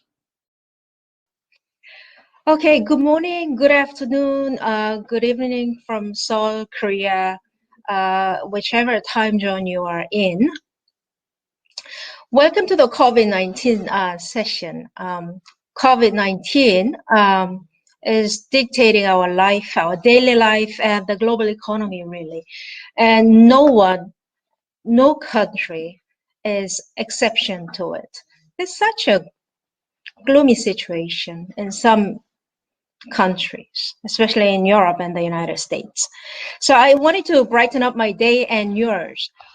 So I'm in this bright orange jacket today. Okay, as Stephen mentioned at the beginning, GTIPA member think tanks compiled a set of case studies report on their country's COVID-19 situation a few weeks ago. Of course, many changes have taken place, like the second wave in Europe and the United States, and also new measures have been put in place since then. So this session is really to review and discuss the situation in some selected countries, Austria, Italy, South Africa, and Bangladesh, among others, and the measures that have been taken, and what's been working, and what's been effective, and what has not been working, and maybe the factors that may be impeding a speedy containment of the virus, and its social and economic impact, and what to do, you know, at the national level and at the international level as a global community going forward. I know it's very ambitious to trying to cover all these issues in just, I don't know, 45 minutes, but we'll try our best to cover as much as we can within this given time. Let me make a very short introduction of our panelists today. First, we have Dr. Barbara Kollem, founding director of the Austrian Economic Center and president of the Hayek Institute, Austria. Both institutes have reached top international ranking under her competent leadership. She's also vice president of the Austrian Central Bank, and Barbara wears many hats in various capacities. She serves as CEO in private enterprises as well as NGOs, and she also teaches at universities. And she is ranked the most influential libertarian in Europe. I can go on with her exceptional credentials, but the time constraint keeps me from doing so. Now, my second panel is Mr. Chris Hetting, representing the Free Market Foundation of South Africa. He is a project manager and researcher at the Free Market Foundation. Third, we have Dr. Giacomo Bandini, representing Competere of Italy. Dr. Bandini serves as Director General of Policies for Sustainable Development at Competere. He's a columnist and analyst for several Italian news outlets and newspapers on innovation policies. And finally, we have Professor Syed Munir Kasur, who is chairman of the Institute for Policy Advocacy and Governance of Bangladesh, IPAC. IPAC has 3 offices in Bangladesh, Australia, and UAE. He also writes for leading Asian newspapers such as Singapore's Straits Times, Hong Kong's South China Morning Post, Japan's Nikkei Asian Review, and etc. Okay, we'll just go through the country reports, and we'll have a little interaction amongst the panelists. Then I'll try to pick up a few questions from the audience. Before I invite Dr. Barbara Collum, I ask each panelist, please to limit yourself to 5 minutes. Thank you. With that, I'd like to invite Dr. Barbara Collum to share with us the key points of her country report, Austria. Thank you very much. It's a pleasure, and thank you for your kind introduction, Ki Yun-jin. It's a pleasure and a privilege to join you here with our international conference. And Steve, thank you very much for pulling this together.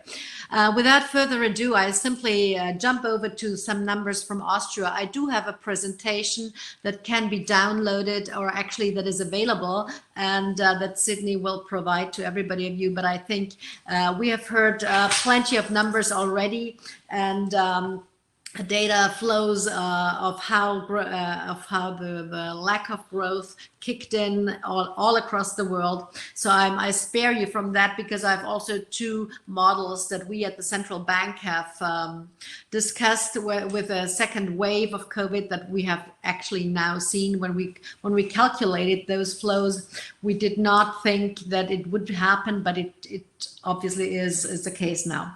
So let me quickly go through Austria and how the coronavirus hit our economy, and we actually have a lockdown crisis now as a consequence of it, and it's all across Europe. That's a tragedy. And the second tragedy is that we have not found a common solution in Europe. Each and every country is doing their own things. We are coordinating help funds and grants across on the European Central Bank level and also in Brussels. But that's the only thing that we have that we do in common. The rest is every single nation tries to do their own solution. So this is not a coordinated program, and I think this is not a very positive sign for the European Union. So let me go through Austria. Austria reacted to the COVID pandemic much as many other European countries in introducing a lockdown on March 16th already. Compared to many other European countries, Austria has handled the crisis well in terms of the health situation. So there were plenty of hospital beds available, and we did not need all those emergency beds that were prepared. But by mid-May, the lockdown measures were relaxed. However, in recent days, the numbers have gone up, as we have seen all across Europe, and we have now 70,000 confirmed cases. And of course, we see new records every single day. So we will expect, I don't know if it's a lockdown or at least some sort of lockdown in the next couple of days. The situation is different when we turn to the economy.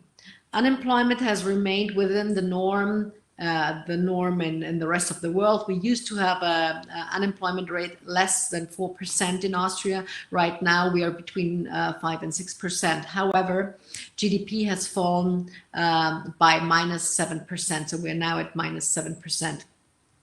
Austria is heavily reliant on the service sector.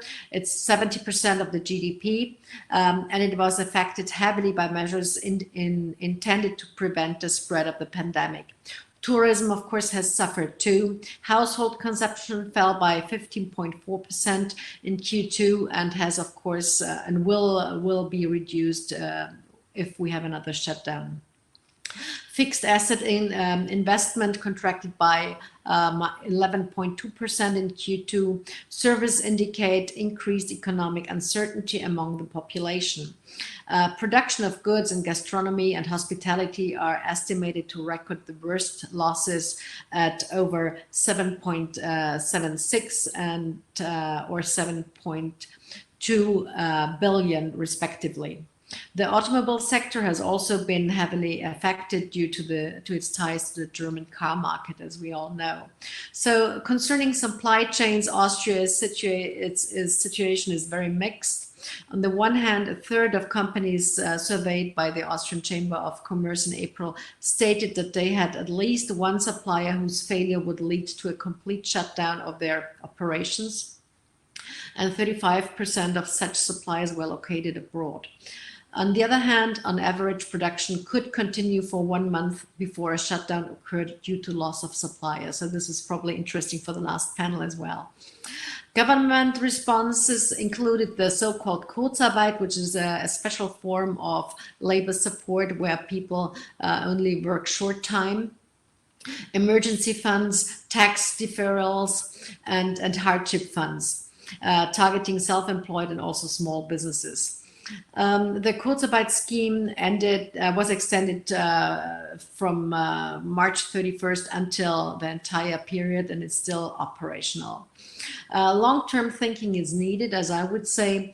High taxes, strict regulations, and inflexible labor market could stimulate Austria's recovery.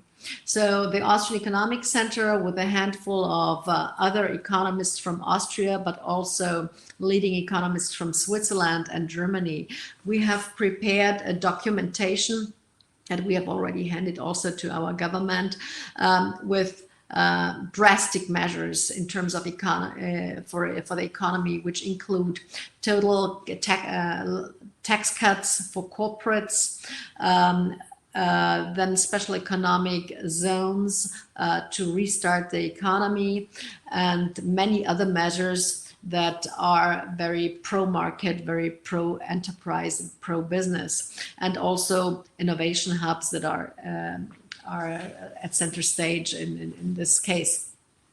I would simply finish with one sector with unemployment rates, which were the highest, which are in the production sector. Then in the second highest rate is in trade, and the third is of course in tourism.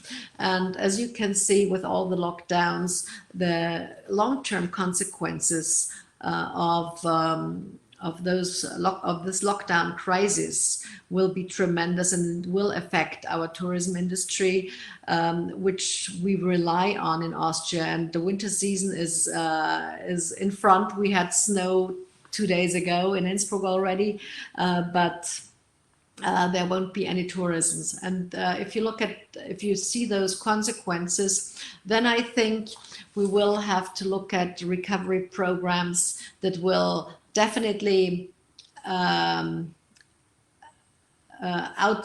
outdo what we have seen after the world wars, and the Marshall Fund would just be a very small measure.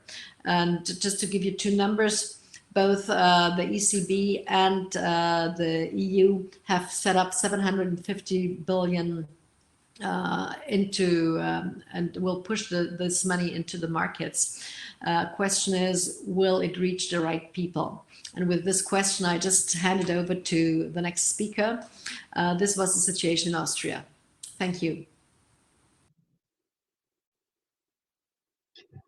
Good afternoon, everyone, from very hot South Africa.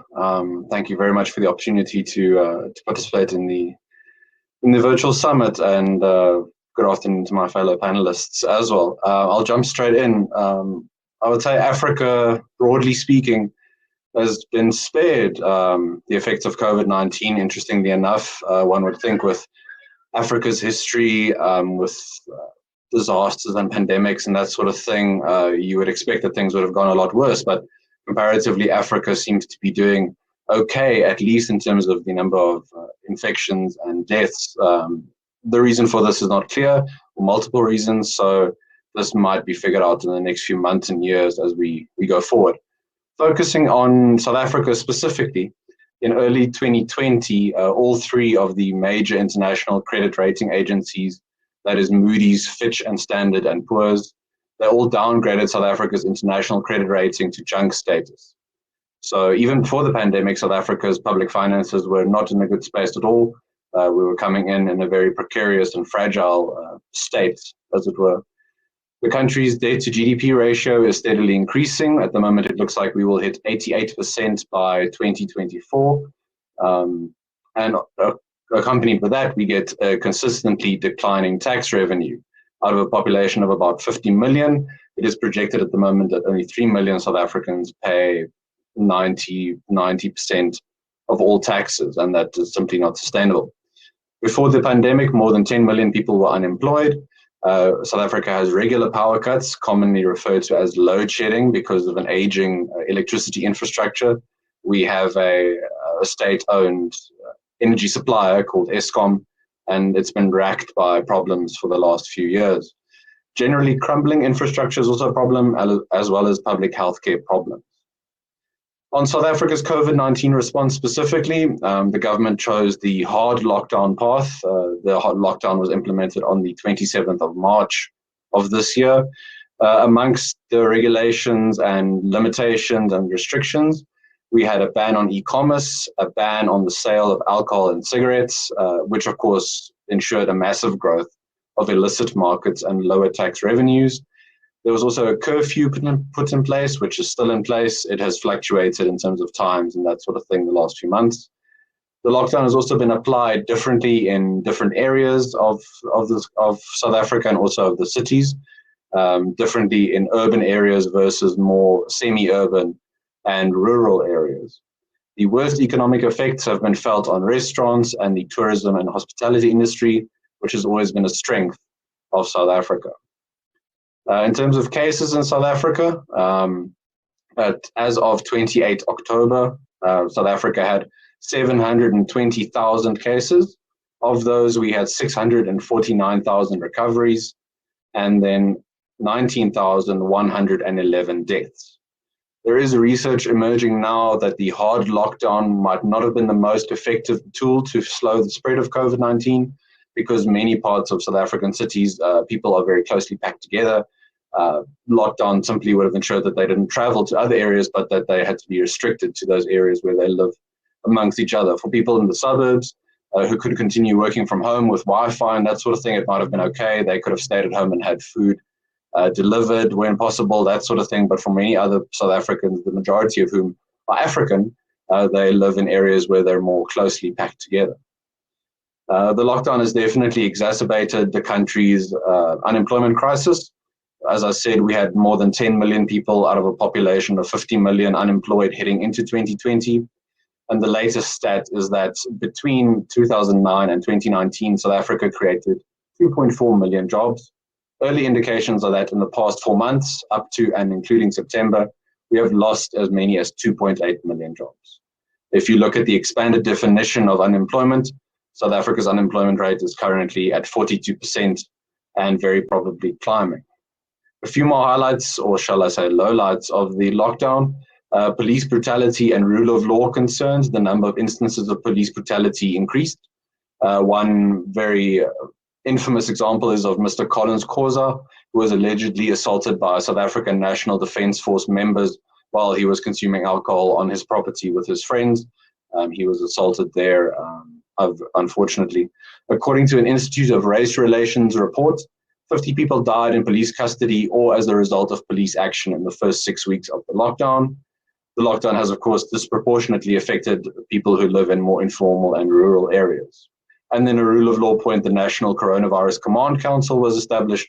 It's not very transparent, and there are concerns about its powers and its leeway to control people's actions going forward.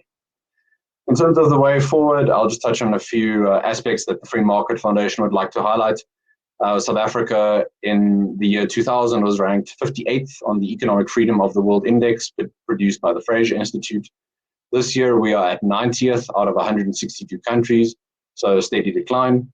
Main areas of concern are civil liberties, quality of life, and monetary policy. There are great temptations to start printing money to solve all of our fiscal problems. South Africa does not have the necessary internal capacity to be a manufacturing giant or a hub. And in that regard, we believe it is imperative that the country embraces and pushes the African Continental Free Trade Area Agreement and get other African countries to sign in, that we eliminate tariffs and restrictions and trade more with the Southern African region and indeed with the world. And with that, I will wrap up on South Africa. Thank you very much for the time, and I look forward to the rest of the discussion. Well, thanks, Barbara and Chris, for your presentations. Thank you for the opportunity also of presenting the Italian case to this fantastic audience. And I would also like to thank the ICOM team for the cooperation on the Italy's report that can be downloaded in the GTIPA website and soon will also be available in competitors' official channel. Well, what about Italy? The COVID-19 pandemic has rapidly spread in the country, which was the first Western nation to be massively hit by the virus. And of course, the country's national health system had to face a never so hard challenge. In a matter of weeks, in fact, from February 21 to March 22, Italy went from the discovery of the first official COVID-19 case to a government decree that essentially prohibited all movements of people within the whole territory and also the closure of all non-essential business activities. The peak of pandemic happened in the month of March when Italy reached the highest number of daily cases. And also I would like you to keep in mind that Italy's number of active cases was one of the highest in the world, and the median rate of deaths per million population was around 588 units. Well, in facing the health emergency, initially Italy, I would say, was quite unprepared for three main reasons. The first one is that the Italian national health system is regionally based, with local authorities that are responsible for the organization, the delivery, and also the management of health services. And whereas the strategic response to COVID-19 has been studied and implemented by the central government. So we face a lack of coordination with the regions, or better, between the central authorities and the local authorities. And of course, this was bad during the first wave of the pandemic.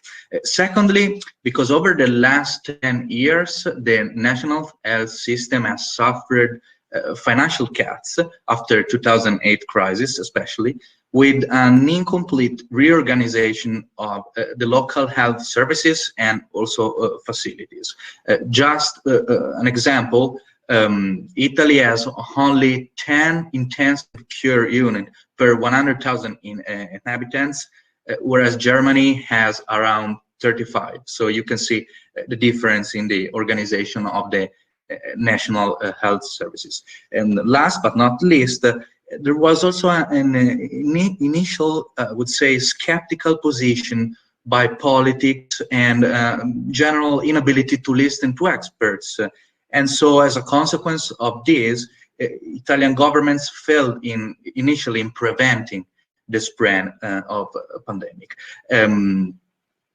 In general, concerning the health response, Italy, the government taken three different approaches based on also the regional health system. The first one is a hospital-based model, which actually didn't work, and the second one is a territorial-based model, which worked, especially in reducing the number of hospitalized cases, and a mix of the hospital and territorial models.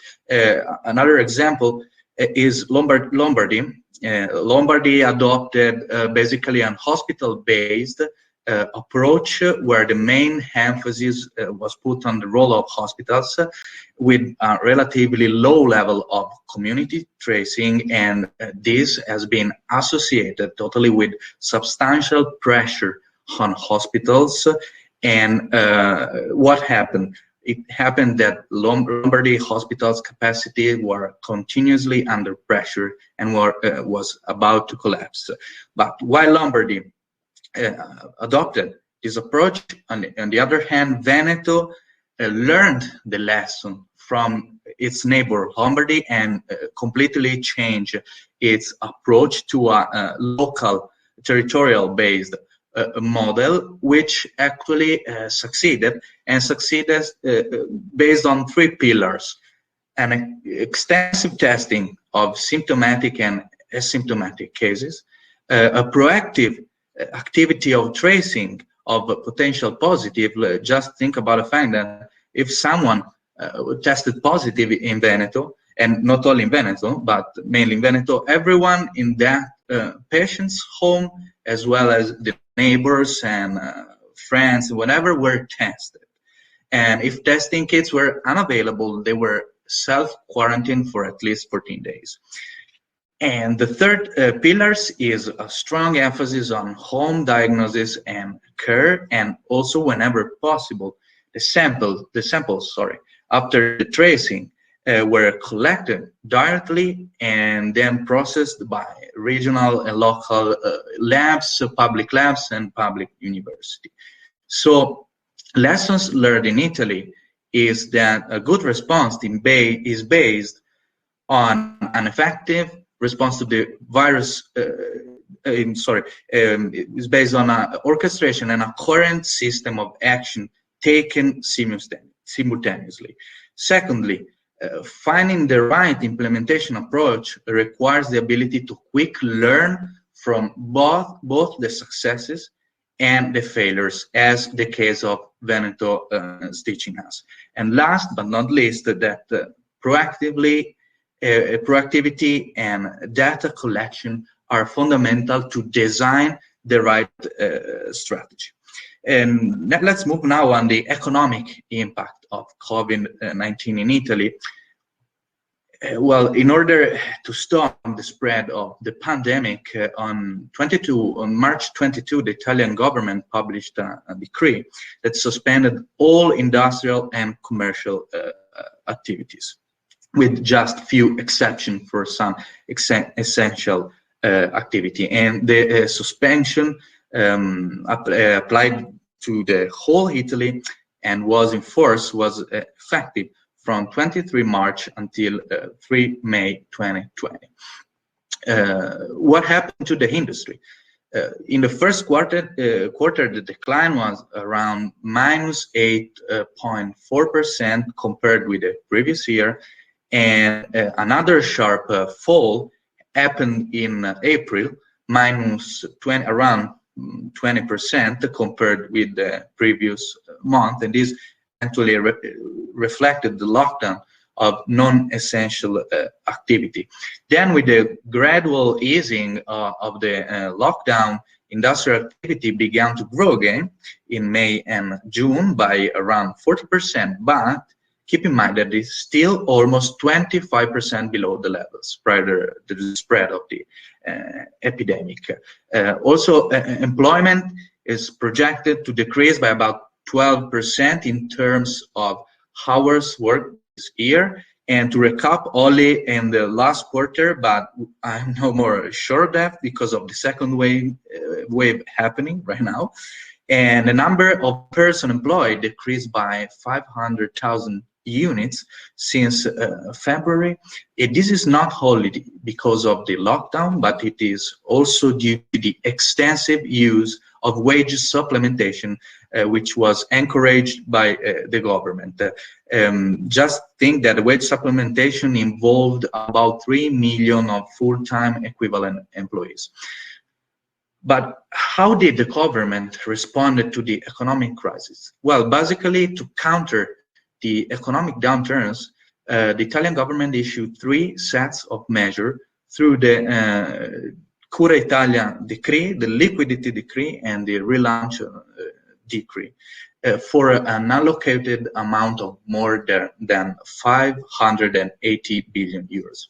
The main measures implemented with these decrees aim primarily at increasing the financial capacity of the national health system, supporting employment and workers' income, so on the demand side, and stimulating financial credit and loans through the banking system and the use of a central guarantee fund.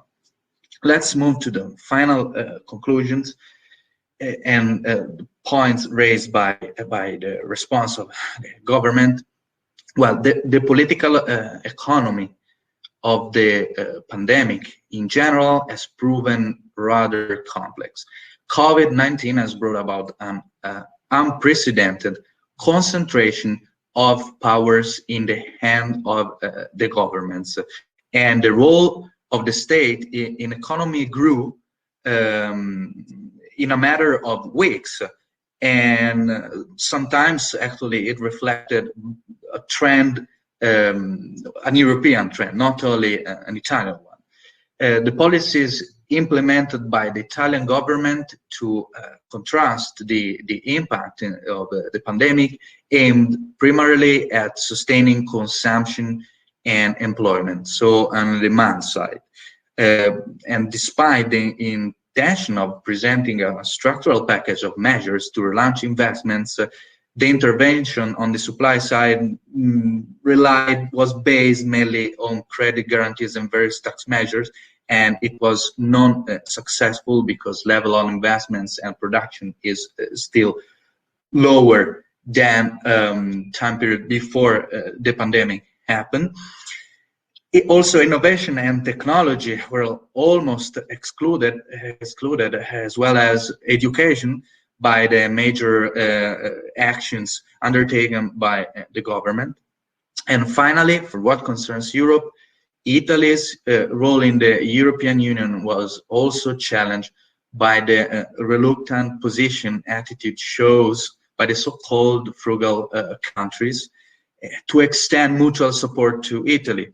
An agreement was reached actually in EU and consists in around 200 billion funds for Italy in the next years, but the game is still open and we still have a long path ahead in presenting reforms to the European Union in order to access the funds. And this scenario, I would say, remains uncertain, especially with the second wave of pandemic happening right now. Thank you very much for your attention. Thanks, Stephen, Sydney, and Yamil, everybody working behind the scene, my friends at GTIPA. It's a pleasure to be back a little more than a year. I was just thinking, last year when we were in Mexico, little idea we had that we'll be in such kind of situation, but thanks to technology, we're together. So thanks to GTIPA for bringing us together from different parts of the world.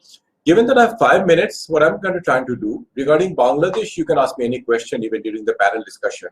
But I think it would be worthwhile, given that it's a global platform, I will look at it into a more global, then probably a little regional, which is South Asia where Bangladesh belongs, then comes to Bangladesh. Fundamentally, I think what COVID has taught us in the last 6 to 8 months, in my opinion, 2 major dimensions. One is the geopolitical strategic dimension. Second is the socio-economic dimension. I'll quickly capture what has been happening. If you look at the geopolitical landscape, what COVID has been doing, starting with US and China. China started with Wuhan, and we had a lot of theories, China virus coming out of China, they should have moved ahead. But what also is equally true, given the authoritarian nature of the regime, they were able to quickly contain it, put the lockdown in place, and now China is thinking of next 15 years while many of us struggling to get out of the woods yet. Look what's happening to the largest economy of the world, US.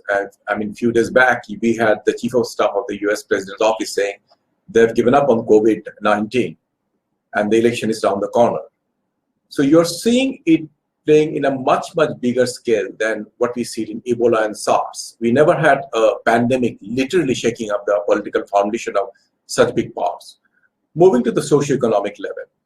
Now, countries like Bangladesh, India, which have been on the developing cast for a long time, we simply didn't have the luxury to dole out the kind of trillions and billions of dollars with countries like US, Europe, others have been doing. So one good thing is because the people's expectation realistic, they don't expect $1,000, $1,200 paycheck every week, every month coming from the government exchequer to their bank account. So that way governments were a little safe, but that does not absolve them of the fundamental responsibility. So how did we respond? You must have heard a lot of things, theories going on about the herd immunity we have had in this part of the world. Look at South Asia, where Bangladesh belongs. We have 1/4 of global population, 1/3 of global poor, and it's a challenging situation. We simply don't have the kind of resources to do the testing and tracking. Even Europe has been struggling. And if you look at the composition of this panel, we have representatives of two very industrialist economies, Austria and Italy. And then we have South Africa, which is on the verge of becoming a fully developed country. Then we have Bangladesh, a middle-income country. Now, having said that, the thing is, the challenges that we face, the repercussion will be felt for Kazakh. Taking a look at Bangladesh, we have been an export-oriented country with 80–90% coming from ready-made garments. So we have been very badly hit, almost $3–5 billion order cancelled, Europe, America. And the way, and 80–90% are garments workers are women. So it has been very badly hit. We're trying to recover. Government has come out with some incentive package. Of course, it won't be anywhere close to what we see in Europe and North America. So what does it tell us? One of the things is globally, the whole global economy is going to shrink about somewhere between 2 to 3%. And if you look around countries like India, where unemployment has soared up 21%, countries like Bangladesh, where we also have been trying to adjust and cope with the reality. Now, moving forward, one of the good things I see out of COVID is many of the developing countries in the south, Bangladesh, India, Sri Lanka, we are learning to live without that external aid dimension that comes from the north. And I think it's a good reboot for us to take forward. So post-pandemic, we become more resilient. We have a bigger tax base. We have a higher revenue generation. And more we come out of the era of Bretton Woods institution. So those are 2–3 fundamental pillars I would like to take on COVID, looking globally, regionally, and specifically into Bangladesh. But when the panel discussion comes in, I'll be quite happy to entertain any question from my panelists. But I thought to push the boundaries a little bit more and take the discussion to the next level. So I hope, Stephen, I have been within 5 minutes. So back over to you, and I look forward to the next part of this session. Thank you. Very good. Okay, thank you for your excellent presentation. Okay, I'll start with Barbara. I'll ask each one of you just one question because we have only so much time. Okay, Barbara, you said Europe has no common solution so far. Why do you think it is the case? And how do you think this lack of coordination and cooperation at the European level can be turned around? If Europe fails to do so, do you think it could be even an existential threat to the European Union itself? Well, first of all, I hope, and I don't think it is an existential threat for the European Union. We should rather learn from that and reform the European Union in that case, and this is the first thing. Second, why did it happen? Well, there were no pandemic emergency plans in not only in our national households, but also on the European level. We simply have forgotten that something like that could hit the world. We were all unprepared and were hit out of surprise. And, there is, Hayek once said, there is no such thing as full information. And we obviously have forgotten about that. And we have to go back and be a little bit more humble and also be prepared for that. So the disasters that we have seen from the lockdown crisis, and there are a couple of countries in Europe that have done differently. For example, Sweden. Their economy was not as hit as hard as our continental economy. But in average, we see a lack of a minus 7.5% growth, as a no growth rate, minus. This is totally unsurprised. The question is, are those measures that were taken by the central bank and by the EU the right measures? To be honest, the central bank with their measures has calmed down the markets, but this is just kicking the can down the road. As Giacomo mentioned before, I mean, it might help Italy, but I don't think they have done their homework. They have not done their homework right after the first financial crisis in Europe, and we still suffer from these problems. So what we should learn is stick to our budgets, stick to fiscal discipline, and of course coordinate and divide labor. I think this is the most important thing that we should do in Europe and learn from this crisis. The division of labor, let those countries do what they can do best, and then coordinate and help the others. And we were unfortunately very egoistic. And I think this is the biggest learning for everybody, for at least the policymakers and politicians in Europe, that is the outcome. And of course, doing structural reforms right after the crisis to kickstart the economy will be an absolute must, and no tax rises. The opposite. Okay, but don't you think it is the extraordinary time to go back to the austerity measures? Well, of course it's an extraordinary time, but you cannot do austerity measures right now. This is totally true, and I think everybody understands that.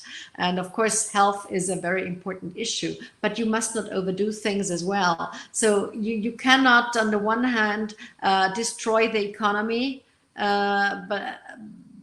because there is no vaccination. But you have to kickstart, for example, the digital economy, and you have to kickstart or use innovation hubs and allow them to invent things and not stifle the economy via more regulation. And I think this is something that definitely, so of course, investment, public and private, especially equity for those in need, equity funds, and on the one hand, and debt funds probably for municipalities and villages. So those are two measures that can help and support. I think this is what the finance industry can provide and do. Well, I like this panel composition because we have two from the developed countries and two from developing countries. I'd like to ask this question for our colleagues from Bangladesh and South Africa. Oftentimes developing countries tend to bear more brunt of the pandemic due to lack of medical and economic infrastructure. What do you think the developing countries are in most need of in this time of coronavirus pandemic? And what role do you expect from the relevant international organizations and donor countries and donor organizations? Is such a role already being played by these donors and international organizations, do you think? Is there a focal point or a coordinator for assistance to developing countries? Munir? Yeah, sure. I think what's the reality is, even before COVID struck, if you look at the Sustainable Development Goal 2030, we were having serious shortage, almost $2.53 trillion per year. So even before COVID struck, we were in huge deficit of development financing. And the question was, how do we bridge the gap? And in fact, I was the lead author of a paper for the G20 Leadership Summit how do we incentivize the private sector to play a role. Now, having said that, after COVID, things have only become more difficult because developed countries from US to Europe to UK are struggling with their own economies, own population. So you will see a lot of shrinking development finance going forward. So for the developing countries, one of the good things is if you look at how e-commerce have boomed and how many Asian countries have bounced back from Singapore to other countries, even Vietnam, which means there's a huge unexplored potential coming in e-commerce, expanding your tax pay, improving domestic resource mobilization, which hopefully lead more and more reliance on self-development finance as opposed to what historically has happened, which you have alluded to, historical World Bank, IMF, Asian Development Bank. I'm not saying they will not be there. I'm just saying the developing countries will be in a more balanced position to address this, as opposed to just looking northward and waiting for that aid. So you'll see some fundamental paradigm shift post-COVID in the whole spectrum of development finance. And many countries like South Africa, Bangladesh, India, you will see gradually emerging into that cusp whereby they are part of their rise to the next level will be fueled by their own economy and not multilateral. Chris, any comment from your side? Yeah, I'll reinforce what Munir said about the potential. I think South Africa and Southern Africa broadly has massive potential for e-commerce, but then our governments have to push for trade reforms and e-commerce reforms.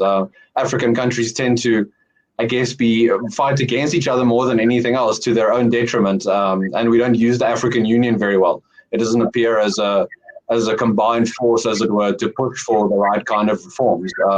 And then I'll touch on what Barbara said as well about the division of labor. Each country has to recognize that they can only do so much, and the beauty of the division of labor is you can obtain goods and services for cheaper than you might be able to make in your own country. So we have to look at those opportunities. I think just in terms of bodies that you mentioned, the African Union needs to play a role, and then also in terms of tools, we have to use the African Continental Free Trade Agreement. That has massive potential. It should be implemented in 2021.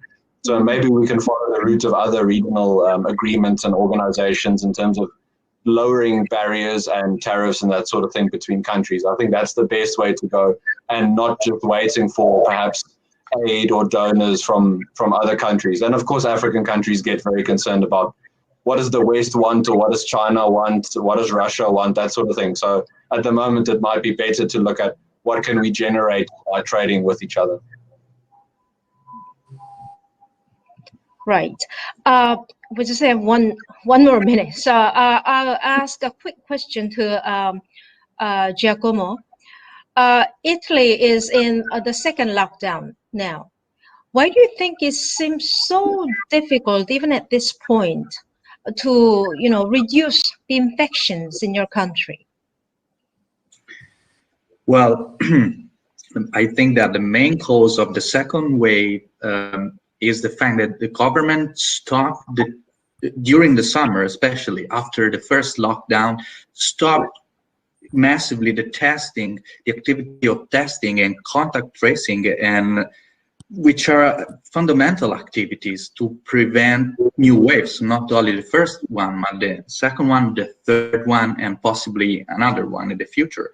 And I think also that the second wave had very little to do with the behavior of citizens. I think that Italians behaved very well in March, but also during the summer and in this autumn. I could see people wearing masks everywhere, also in Italy, with social distancing respected. So it's not a matter of behavior of citizens, because they were very disciplined.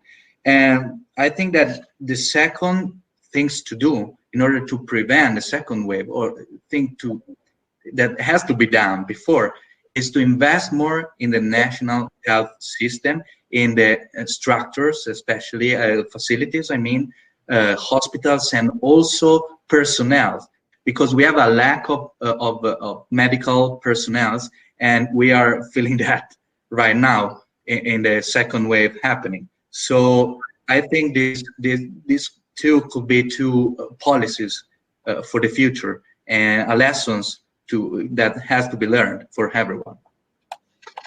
Okay, I'd like to continue this discussion, but time's up, and you know, the IMF latest economic outlook report said that it's going to be a long and difficult ascent for the next 4 or 5 years. But I think this is the very right opportune time for us to go for, you know, reform measures and also do more on innovation policies. With that, I'd like to thank you all for your insights and sharing, and hope to talk to you again about these issues later on. Thank you very much. Well, thank you so much, Kai-Jing, for that wonderful panel, and to Minir, Barbara, Chris, and Giacomo for those wonderful presentations. So now we're going to transition into a set of presentations from GTIPA members sharing some of their new original research. First, we're going to hear from Mr. Federico Fernandez. He is the president of Fundación International Basis in Argentina. He is also a senior fellow at the Austrian Economic Center in Vienna, as well as the president of the organizing committee of the International Conference on the Austrian School of Economics in the 21st Century. Federico's presentation is going to talk about innovation, attitudes to innovation throughout Latin American countries. We will then hear from Philip Thompson. Philip is a policy analyst at the Property Rights Alliance, which specializes in international intellectual property legislation and trade policy. Philip is going to share findings from the Property Rights Alliance's 2019 International Trade Barriers Index. Finally, we will hear on this panel from Stephen Olson. Stephen is a research fellow with the Hendrik Foundation, which is based in Singapore. Mr. Olson began his career in Washington, D.C. as an international trade negotiator and served on U.S. negotiating teams during the NAFTA negotiations. Mr. Olson has a master's degree in international relations from SAIS, as well as a BA from the State University of New York. So we are going to bring them up each in order now, and we'll start with Mr. Federico Fernandez. Federico, thank you. We look forward to hearing about attitudes towards innovation in Latin America. Thank you. Well, my name is Federico. Thank you, Stephen, for the kind introduction. I'm very happy to be at this GTIPA summit. I'm very happy to be sharing this panel with Philip and with the other Stephen. So, and I've been asked to speak for 8 or 9 minutes, so I'll try to comply with that, or be even faster. My idea is to present an opinion poll, a survey that we conducted in Latin America. It was the study was done last year, at the very end of last year, with the intention to be presented in March and April with a mega launch of a network that I'll tell you in a second. Of course, the pandemic had other ideas. I mean, let's not cry about it. I mean, worse things have happened, that, you know, the interruption of our launch. But in any case, this study, I think it's a pioneering study. As far as I know, and, you know, I'm happy to be corrected, as far as I know, there has never been a study that done in 5 countries of Latin America to try to assess how people view innovation, its relationship with regulation, and other things that we asked. It's a very interesting study, and it's fully published on our website, somosinnovacion.lat. By the way, Somos Innovación is a network. We have already 25 think tanks that are members of the organization. Among them, 3 that are also members of GTIPA. Of course, Fundación Bases, but also Fundación Eleutera from Honduras and Libertad y Desarrollo from Chile. We are extremely honored and happy to have them with us. The survey, as I said, it was an opinion poll. It was done in Argentina, Brazil, Chile, Colombia, and Mexico, which are, let's say, very representative countries of what's going on in Latin America. And the results are extremely encouraging. If we can move forward a couple of slides, Sydney. 2 more, please. Let's go to the first graph. Fantastic. And these are the results, and I'll try to go quickly. Well, to begin with, 85% of Latin Americans on average believe that innovation is crucial both for economic growth and also for job creation. Next, please. 81 on average and 90 in Colombia declare themselves users of products and services that are based on innovative ideas. By the way, this graph, let's say, is one of the very few and most extreme that we have, and this shows, I mean, if we have to say what's the country with the best views towards innovation according to our survey, that country is definitely Colombia. We have some Colombian members of GTIPA, so congratulations to them. And the worst one is Brazil. This is really the one that shows the highest contrast. All the results, as I said before, are extremely encouraging. And in general, all the countries score very well. But the reality is that you have Colombia a little bit better than everyone else, and Brazil, unfortunately for them, a little bit worse than everyone else. Please go to the next one.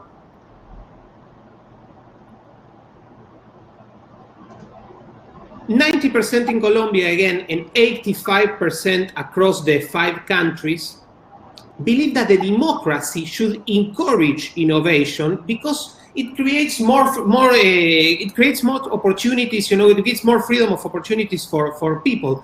And this goes perfectly in line with what we want to defend with Somos Innovación.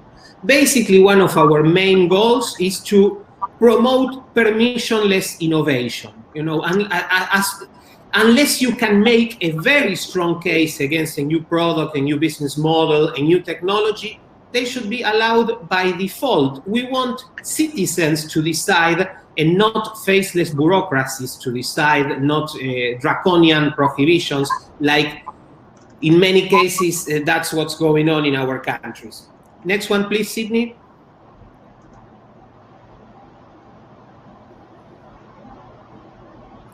Majorities in Colombia and Chile and pluralities in the rest of the countries want direct support to innovation. This can be tax exemptions and even financial support. This is a little bit, I mean, we could discuss also if the government should financially support innovation, but clearly this aims at certain climate, very pro-innovation from the citizens. Let's go to the next one. And with this next slide, we'll start with some of the questions that we asked regarding regulation and regulations and what are the views of people of regulation. And well, 82%, and it's more than 80 in each country, they believe that the views of the public should be taken into consideration while regulating or developing policies. This is very interesting, particularly we're talking about innovation. If we think of innovation, one of the first things that come to mind is the platform economy, sharing economy, or whatever you want to call it. Those areas are basically self-regulated. The views of the consumers are part and parcel, let's say, of the sharing economy. Therefore, I mean, and I will come back to this in a moment, but there's definitely a need on behalf of decision makers to take this into consideration. Let's go to the next one, please. The next slide is the one that proves that, you know, these numbers have not been manipulated by us. Why? Because, well, more than 70% in every country believe that bureaucracy puts, you know, a stop to innovation. In a country that I know very well, which is my country, Argentina, that response should have been 100%. So, you know, we have not taken any, we have not manipulated any number for sure. Please, let's go to the next one. People don't want to see innovation being stopped, particularly at its early stages, when, you know, when governments of all people, they really don't understand what kind of novelty a product or a service or a new business model can bring. They don't want to see innovation stopped by regulation in those early stages. And let's go to the next one, please, Sydney. And this one was particularly encouraging to me. Majorities in Chile and Colombia and pluralities in the rest of the country, they don't want to see the government protecting incumbents, protecting established companies from possible disruption with regulation. Very quickly, but a couple of conclusions that we can make from these things that I have been telling you, particularly regarding regulation, is that we believe that there's a very clear demand for regulatory prudence by the government. And the second demand is that people don't want to see regulation become some sort of dirty mechanism to pick winners and losers. I'm already at 8 minutes, so I'll stop just saying with Somos Innovación, we want to bring visibility to the majorities that we believe are in each and every country in Latin America that are pro-innovation, that they don't want to see innovation choked by regulation, by red tape, by bureaucracy. And we also want to have discussions like the ones that we are having now in order to create a more pro-innovation climate in our region.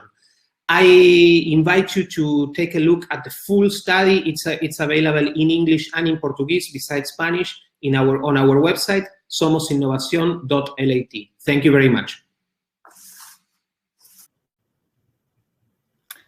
Hi, everybody. It's great to be here. Thank you, Stephen. Thank you, Federico. Your work is really important for the innovation community. I'm going to click share screen for my presentation. There we go. I'm going to present on the our 2019 Trade Barrier Index. So we started the index as the effort, when we talk about trade, especially in the media today, one of the first pieces of data you'll hear are about trade surpluses, trade deficits, or about quotes between negotiators, which really politicizes something that should really be more about economies and bringing people together. So we thought if we create the Trade Barrier Index, then we can put some data there as to what trade barriers are, who is imposing trade barriers, and what are their costs, which brings the conversation back to more where it was during the GATT or the early days of the WTO.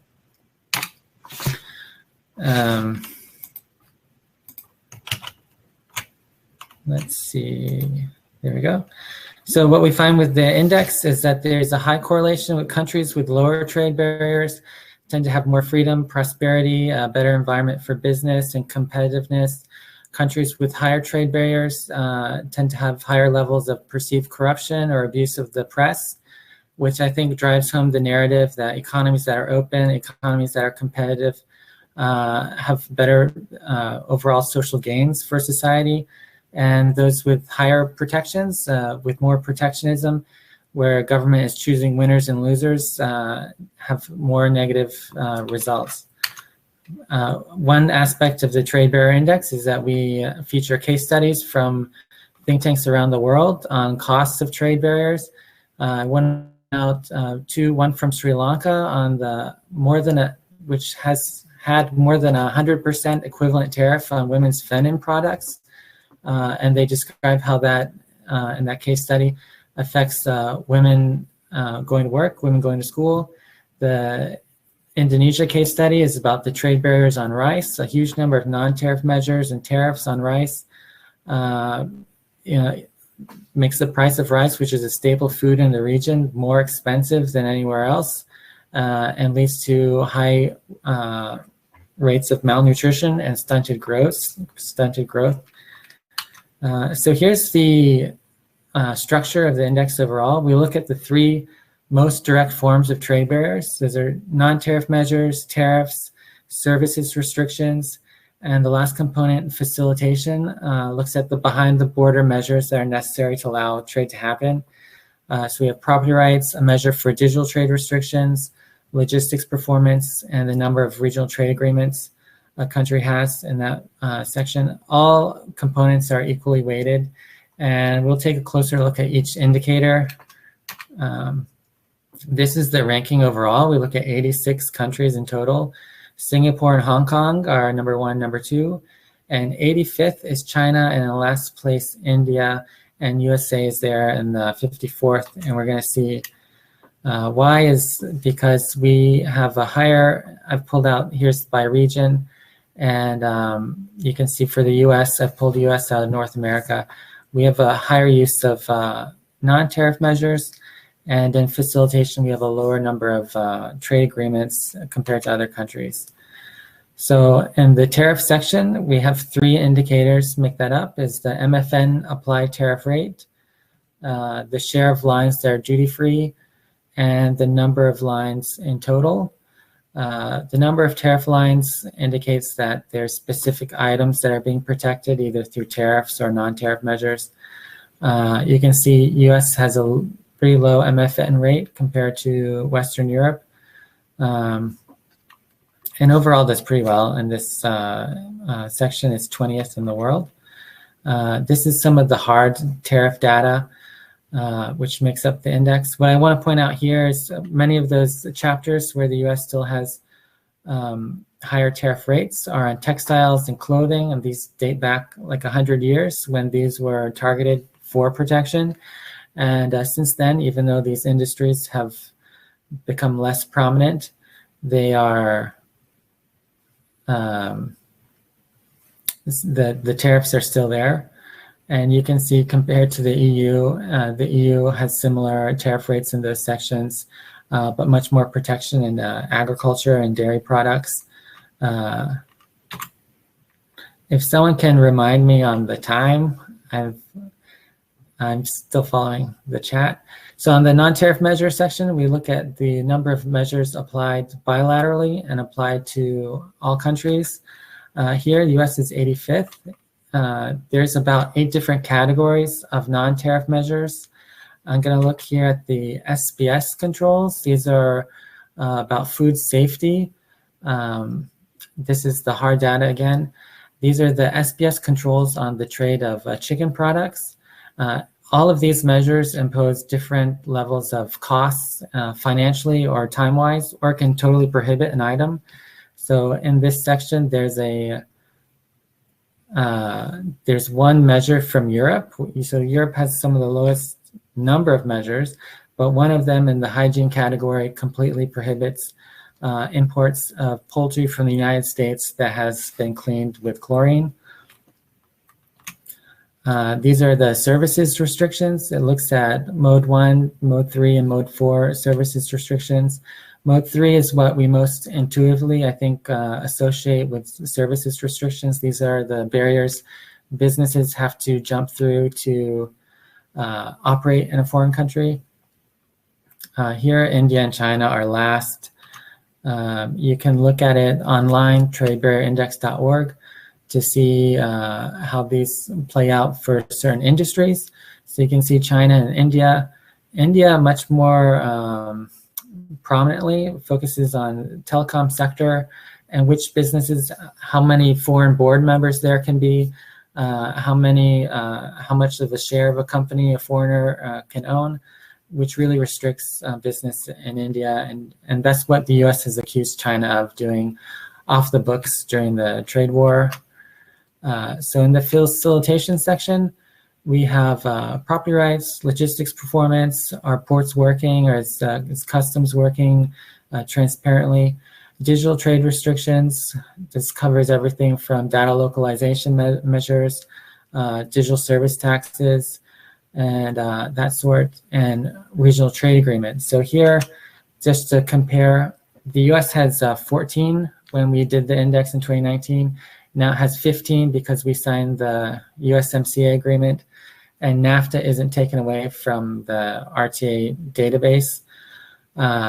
We did sign phase 1 agreements with Japan and China, but comparing to an equivalent economy in Europe, 42 trade agreements, and has recently signed comprehensive agreements with Vietnam, Japan, Mexico, and Singapore. And the last thing I want to point out here is that like we saw before with the tariff barriers in the United States, focused on protecting industries from 100 years ago, they're still there. Once these barriers go into place, it's hard to create coalitions to remove them because of the problem of distributed costs. And so at the moment, there's a huge number of digital trade restrictions being proposed right now, such as digital service taxes, data localization measures, measures related to privacy. And we need to be cautious if the economy, the digital economy, we've talked so much in other panels, has provided so much growth, especially during COVID, and help to people, that if these measures go into place, we have to worry about they may stay there for a long time. And so that is the basics of the Trade Barrier Index, and I hope we've regained some time to become back on schedule. Thank you. Okay, thank you. Well, good evening, everyone, or good morning, or good afternoon, as the case might be. I'm going to take just a few minutes and talk to you a bit about the Heinrich Foundation Sustainable Trade Index. Could I have the next slide, please? Probably the most logical place to start is with just a quick definition of exactly what we mean when we refer to sustainable trade. Sustainable trade is essentially engaging in international trade in a way that not only generates balanced economic results, but also strengthens social capital and provides for environmental stewardship. We recognize that although trade is an essential ingredient in economic development, it cannot be pursued without an equivalent commitment to social capital and environmental protectionism. Now, this is, of course, is based on, these principles are based on the landmark work of the 1987 UN Brundtland Commission, which first laid out the 3 pillars of sustainability: economic, social, and environment. You'll sometimes hear that referred to as the triple bottom line, or the 3 Ps: profit, people, and planet. Could I have the next slide, please? Thank you.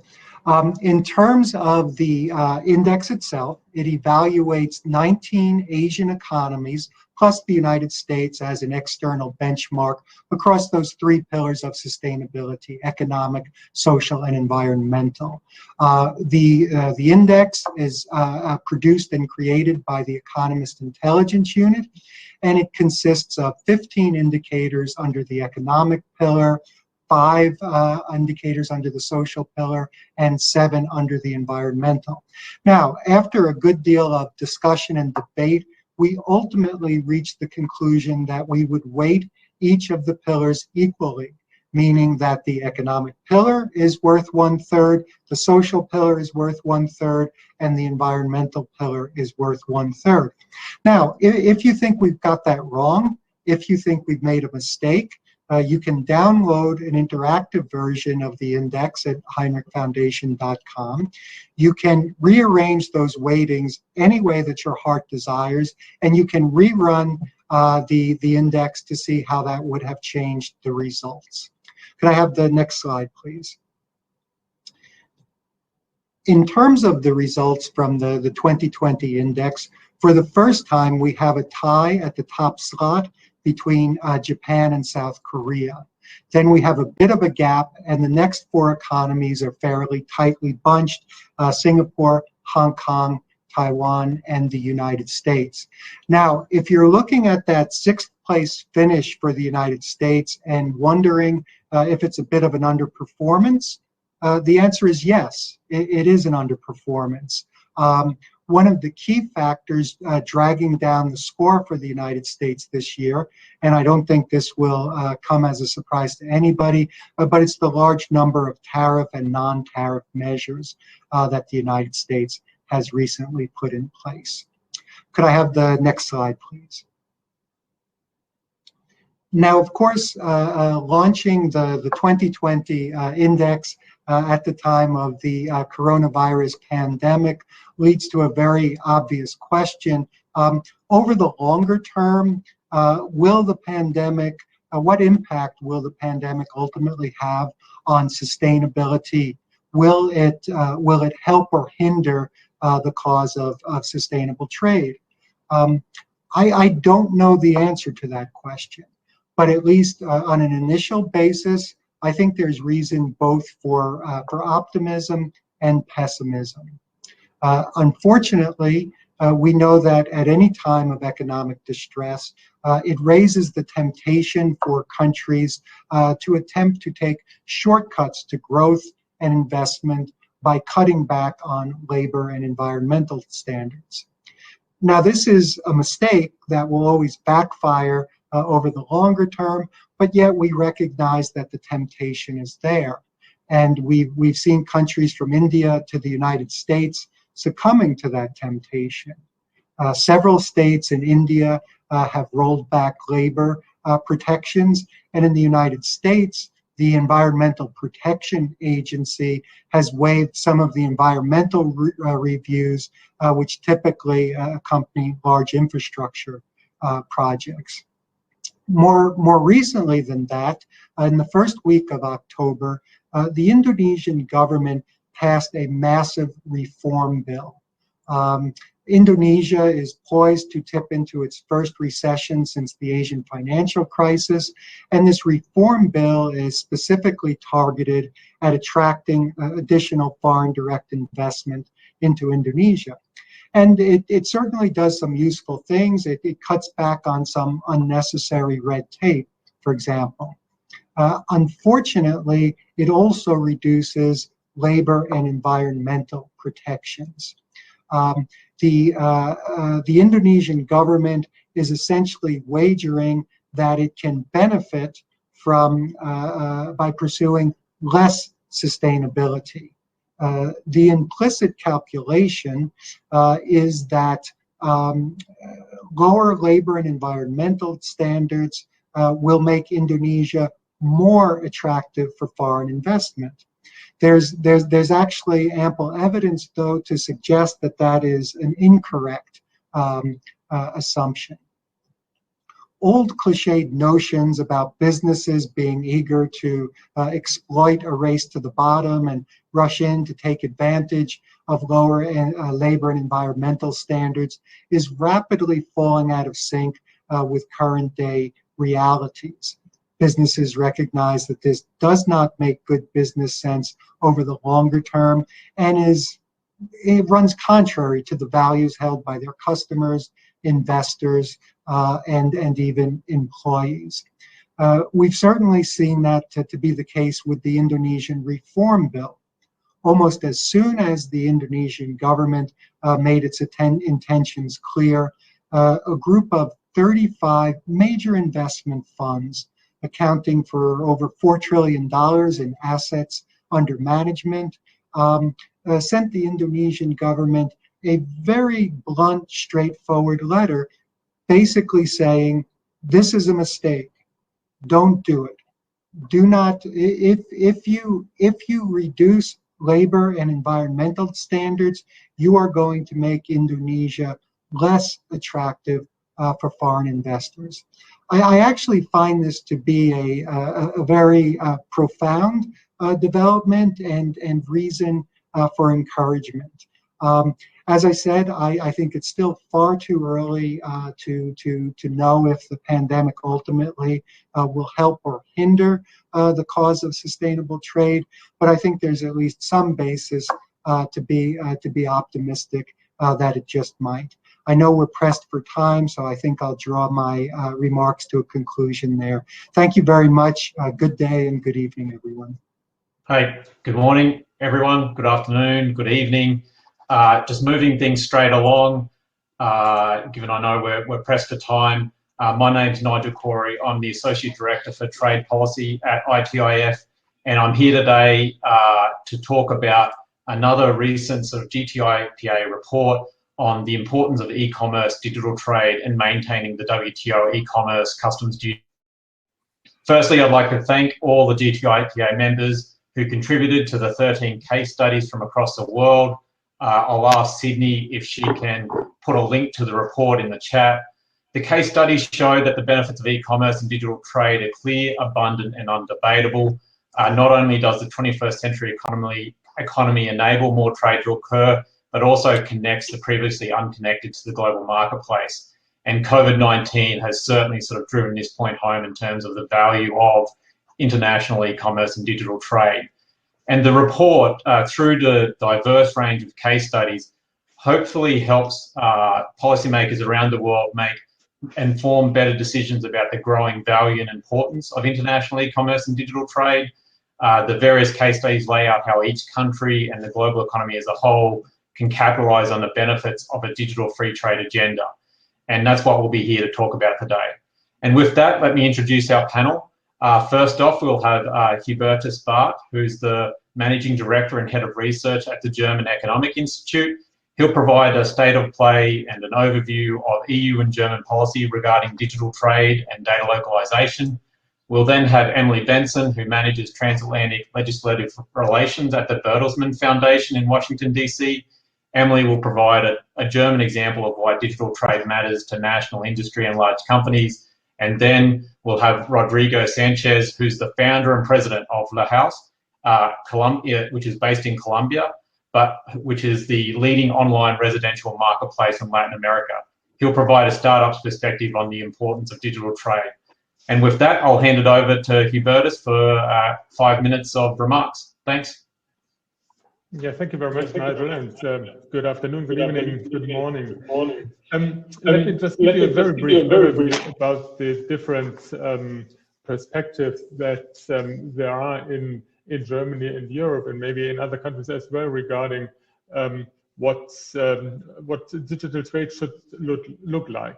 And the position is, on the one hand side, we need open markets, as it has been discussed earlier. Open markets in order to compete, to do trade, and to transform the economy, the global economy, into a digital one. On the other hand side, there's the task of data protection, and the main question is how to bring that together in a world where data protection ideas or concepts of data protection are very different in North America, in Europe, in Asia, and in China, respectively.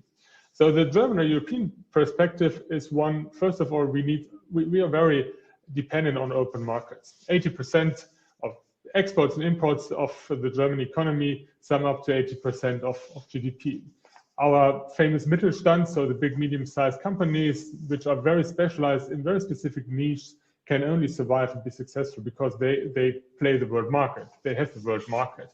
And now we're coming into a situation where manufacturing sector is becoming more and more digital.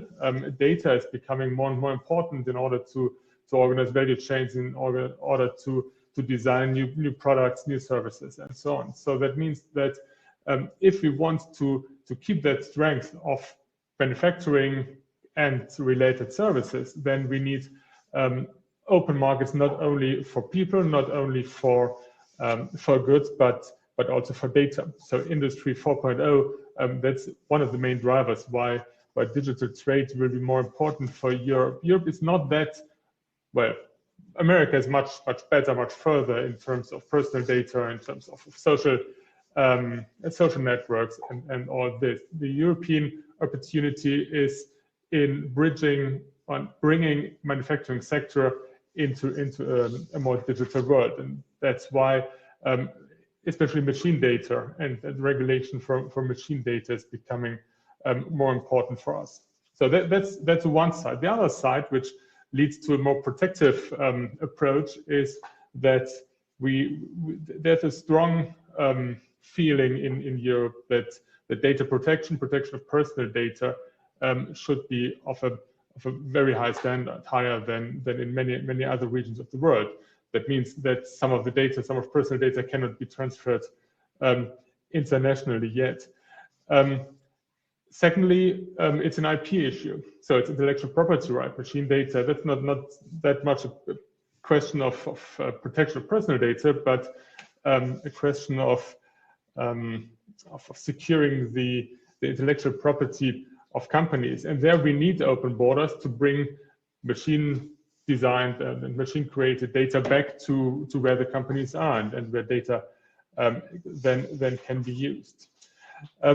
Therefore, the European Union has, Germany, first of all, France has been mentioned in one of the last presentations. Germany is quite similar, with a relatively low openness of digital trade yet.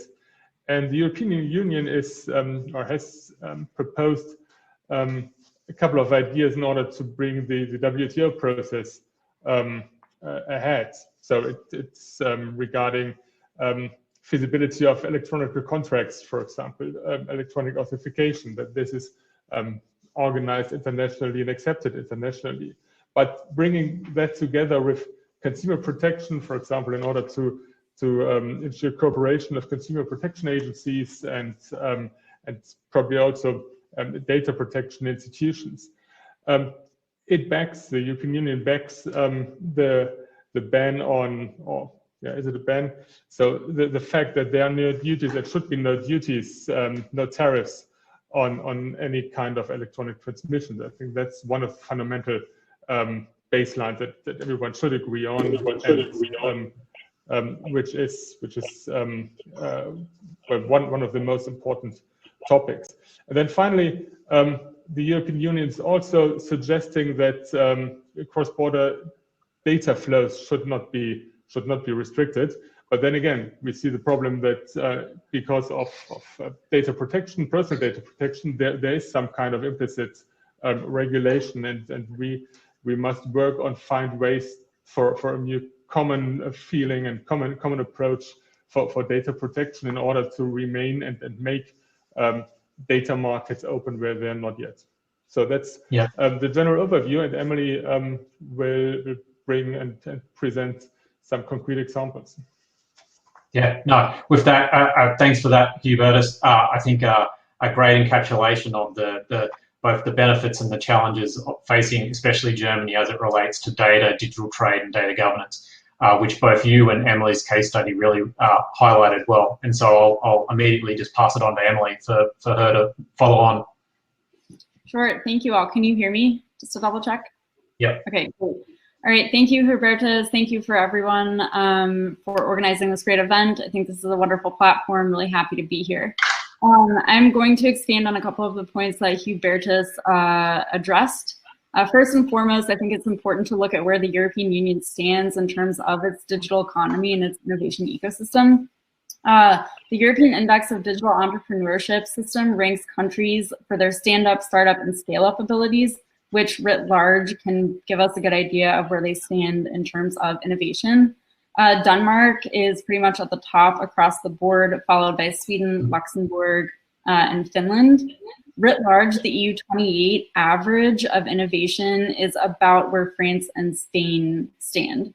Germany is at the upper level of that kind of middle area. That being said, Germany is the world's 5th largest ICT economy, home to 90,000 IT companies.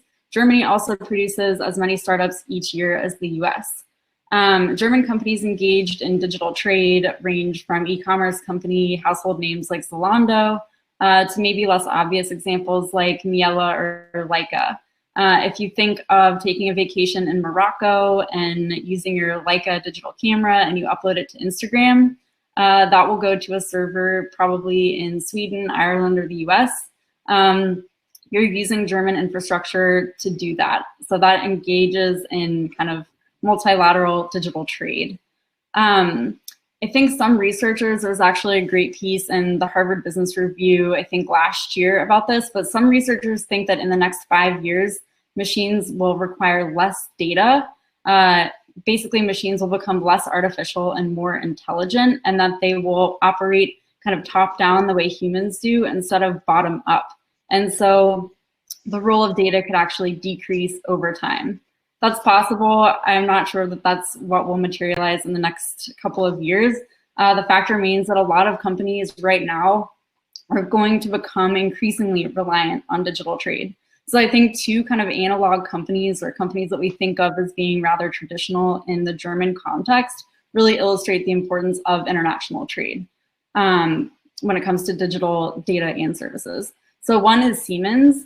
If you think of Siemens, headquarters in Germany, that is where computer scientists are helping keep electrical grids up and running around the world in places like Indonesia or India. This is important because a lot of times the local workforce is not equipped. They don't have the skills to keep an entire electrical grid up and running. And so to keep hospital lights on or the internet kind of up and running in these faraway countries, data has to go back to headquarters in Germany. Another very interesting company is Volkswagen. After their emissions scandal a few years ago, they kind of overwent this revitalization, totally restructured. And the way forward for them is going to be digital. They're actually investing 4 billion euros in digitization, creating 2,000 jobs on e-mobility and digitization. But all of this, again, will require a lot of data sharing. If you think of an autonomous vehicle, let's say operating in Serbia, which is outside of the EU, it will need to share key data points not only with Volkswagen headquarters, but with other car companies like tire pressure, mileage, battery charge status, energy efficiency. It needs to be able to say, okay, the roads are slick, I need to put the brakes on so that I don't hit this other car. All of that will have to be processed in country with new founded entities unless we have reduced restrictions on digital trade. So I think it's pretty clear that the startup ecosystem and large corporations are already engaging in digital trade. I think throughout the European Union, there are a lot of promising steps forward in the digital domain. We just need to make sure that they have the policies to grow business and to grow their economies. And we can only really do that together. I think Hubertus really hit the nail on the head talking about privacy issues, and those are not going away right now. Those will continue to be a sticking point in international negotiations, but at the same time, there are a lot of promising developments in machine learning, whether it's decentralization or federated machine learning. So in the IoT economy, whether that's your smart coffee maker, your Miele dishwasher, all of those will be connected, and there are ways to decentralize those, meaning algorithms are actually learning on the devices themselves. That will be sustainable for a lot of business models, but not for everyone, especially not with autonomous vehicles. So it's really important that we lay the baseline kind of foundation for the way forward in digital trade. I know that we're pressed for time, so I will pass that over to Rodrigo, who I think will give us a good look at startups. Yeah, no, thanks for that, Emily. Really appreciate those remarks. Without further ado, Rodrigo, please, it's great to have you here. You're an exemplar of the type of person, the type of firm that really exemplifies the development and the application of new technologies and the opportunities it provides in Colombia and more broadly in Latin America. So it'd be great to get your brief views on your experience and engagement in actually engaging in digital trade. Thank you, Nigel. Thank you, Emily and Hubertus. Just to check too, can you hear me? Yes? Awesome. Thank you, everyone. I'm Rodrigo Sanchez, president and founder of La House. La House is a technology and data company transforming the real estate industry in Latin America through a transactional marketplace. I want to give some context of our market. Very much a believer in how technology can transform a whole region. Latin America is big. Latin America has twice as many people as the United States and about half the GDP of China, right? But it has basically the same GDP per capita than China. So that gives you a sense of the economic opportunity. One of the key issues in Latin America is that income and wealth are very unevenly distributed. It is the most unequal region in the world. And as such, many people in our countries, I'm speaking to you from Medellin, Colombia, live in poverty. I'm Mexican, I grew up in Mexico, and I've seen this firsthand since I was very young. So this mix of large scale, a very young population, but a very unequal population gives a fertile ground, provides unique environment for technology to really transform and increase quality of life for a very meaningful population. And that's exactly what we are doing with La House. Just to give some additional context,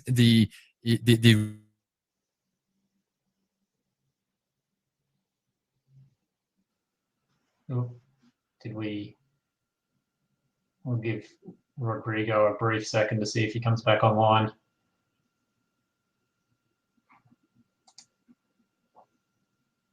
Rodrigo, can you hear us? We've seemed to have lost your connection.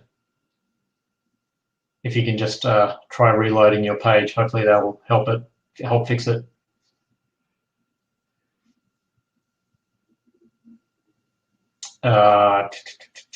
Okay. I think never a dull moment when operating virtually and talking about international digital and data related issues with Rodrigo. I just wanted to pick up where you both sort of were going and highlighting both the opportunity as well as the challenges in terms of Europe's approach to digital trade and data governance, and recognise that there are various interests at play.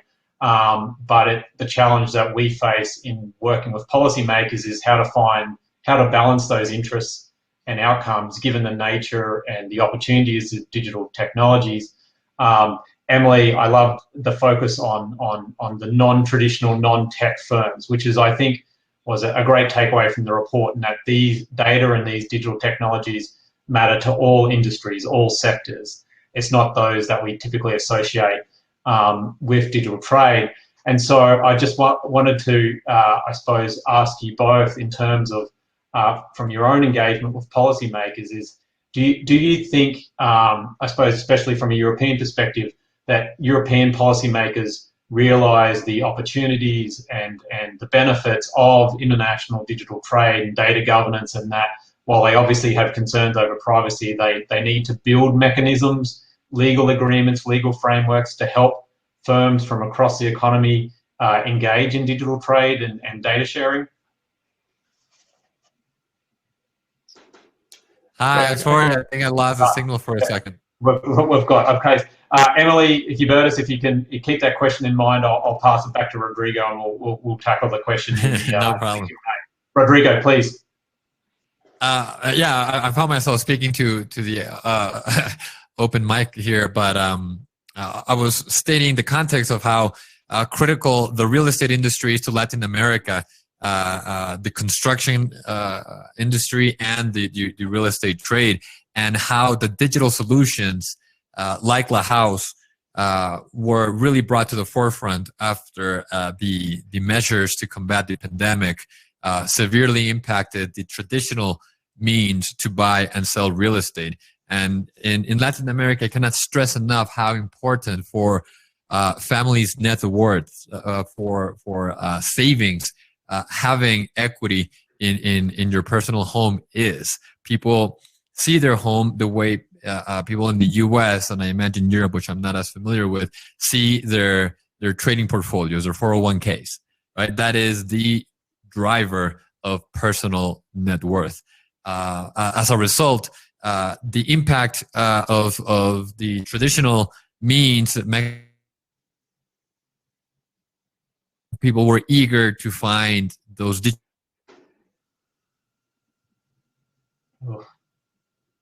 Oh no, not again. We'll give him a few seconds to see whether he's able to reload. Let's see if it reloads. Okay, we'll just give him a few more seconds. Anyway, with that, I'll pass it back to you both in terms of, like, do you think, I mean, there's so much focus in Europe on the issues of privacy and how to define that in the modern era, but there's a corresponding flip side of all of the opportunities and ways in which EU firms can obviously benefit from it. How do you see that sort of debate, that challenge playing out at the moment? Because it seems to be more of the former rather than the latter. Well, let me come back to your question. Maybe like you've asked it before, Rodrigo's second time. I think the value of data has become an issue and is pretty high on the agenda of those policymakers engaged in industrial policy or in digital policies. So, for example, going back to the automotive industry, there's a European initiative and a business initiative on how to define who's owning which part of the data. What's to the driver, what's to the supplier, what's to the DRM, and how to organize that. But as far as I feel it, that it's not really in the focus, not really on the agenda, that there's international perspective of that. So that it's not just about internal data governance, it's also about an international data governance and digital trade. Emily? Emily, you're muted. Party foul. Okay. So I guess my gut reaction to that question is that in my experience with European policymakers, they're not monolithic. Not everyone is on the privacy train, for example. There are a lot of very interesting machine learning specialists, for example, in the research service who really want to see the deployment of new technology. I think it just sort of depends on the committee and the policymaker. There's a lot of really interesting research being done, for example, on civil liability regimes as it relates to autonomous vehicles. Who will be responsible if an autonomous vehicle kills a pedestrian? Is it the occupant of the AV? Is it the builders of the algorithm itself? So I think we'll really get more and more into data ownership issues in addition to privacy rights. So I think there's a lot going on. And again, we're at the very beginning stages, which is why it's so important to have organizations like GTIPA bring everyone together to lay the right framework for how we proceed going forward. Yeah, I agree. I appreciate those remarks. All I think firms want is some certainty, some predictability of what governments on both sides of the Atlantic expect of them as it relates to how they collect, manage, transfer, and store data, and that certainty is hard to get at this stage, given everything else that's going on. But anyway, with that, Rodrigo, unfortunately, we've had the stereotypical tech interruptions, but I wanted to close the panel with one question to you, in that, in your experience, if you had sort of like one key message that you would ask of policymakers from Colombia, from Mexico, from Latin America, as it relates to digital trade and data governance in your experience, what would that message be? That message would definitely be, do not put barriers on the way. You know, we don't need the help. We just need to not have additional friction to the already challenge environment of making a technology startup succeed. That's the best clear message that I try and reiterate, that I think exemplifies, especially in Latin America, and we did a report a few years ago on the idea for a digital single market for Latin America, to try and highlight the opportunities of the region working together to remove those barriers to maximize the potential benefits of technology. And thankfully that the Pacific Alliance countries of Colombia, Mexico, Peru and Chile have sort of seized that idea, but there's still obviously many steps and a lot of work to do that, to ensure that you and firms like you can enter into your neighboring countries with a clear understanding of what's expected of you in terms of digital and data related rules and regulations. And with that, I realize we've been pressed for time, but I want to thank each of our panelists for their contributions here today, as well as Hubertus and Emily for providing the case studies to the report. I really appreciate you all taking the time to contribute and sort of make the case for digital free trade as it is. And with that, I'll end it up, and we'll pass it over back to Sydney and Stephen. All right, well, thank you so much, Nigel, for that wonderful panel with Emily, Hubertus, and Rodrigo. We very much appreciate it. All right, well, to bring us home and conclude our day, I'm just absolutely delighted to have with us Mr. John Kao. John is president of the Institute for Large-Scale Innovation and author of the influential book, Innovation Nation. John has been tagged by The Economist magazine with the nicknames of Mr. Creativity and the World's Serial Innovator. John is a thought leader, practitioner, and activist who has played a leading role in the field of innovation and business creativity for over 30 years. John's knowledge is eclectic and blends the perspectives of a former Harvard Business School professor, a Yale-trained MD, serial entrepreneur, musician, master facilitator, former CEO, Harvard-trained psychiatrist, and best-selling author, as well as a producer of a Tony-nominated film. John is a trusted advisor to leaders of companies, startups, and nations. And what we're going to do is have John give a TED-type talk for 15 minutes, where the goal is to kind of animate and leave us all with an energized and animated view of how to go forth and innovate into the world. And then about 15 minutes in, we're going to have Mr. Sean Randolph, who was the Senior Director of the Bay Area Council Economic Institute, come on and do a fireside chat with John about how leaders and policymakers globally can more effectively drive innovation forward. The Bay Area Council Economic Institute is a leading think tank focused on the most critical economic and policy issues facing the 9-county Bay Area region. Sean Randolph previously served as president and CEO of the Bay Area Economic Forum, and before that as the director of international trade for the state of California. So with that, I'm going to turn the floor over to John. John, thank you so much for being with us today, and the floor is yours. Stephen, thank you for that great introduction, and it's a pleasure to be with all of you in this TED format, this accelerated format. I've been excited to e-meet with you because I believe that the Global Trade and Innovation Policy Alliance is an important enabler of what I called some years ago large-scale innovation, meaning innovation at societal scale. The issues that we're talking about are not national issues, they're global issues. And this notion of stewardship, who speaks for innovation at a global level is a very important question. And I believe that this organization has an important role to play in all of that.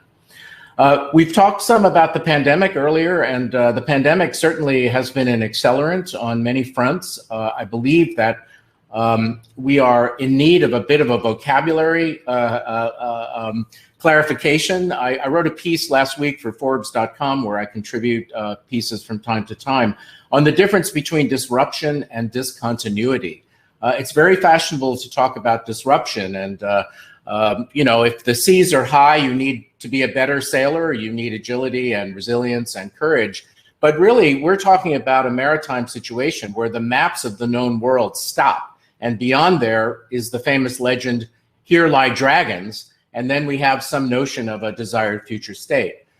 When Vasco da Gama set forth, he didn't have complete maps. He just knew somewhere out there was the holy grail of a land where he could buy black pepper, which at the time was the most valuable commodity on the planet.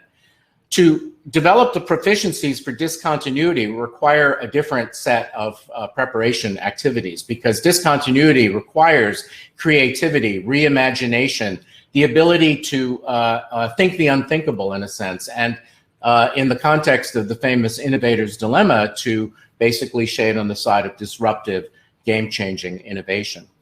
So we live in a very interesting time now where I believe the whole notion of innovation is up for grabs, and that's why I'm so happy to have the opportunity to spend these minutes with you, because I believe that it's incumbent on all of us to bring innovation to innovation.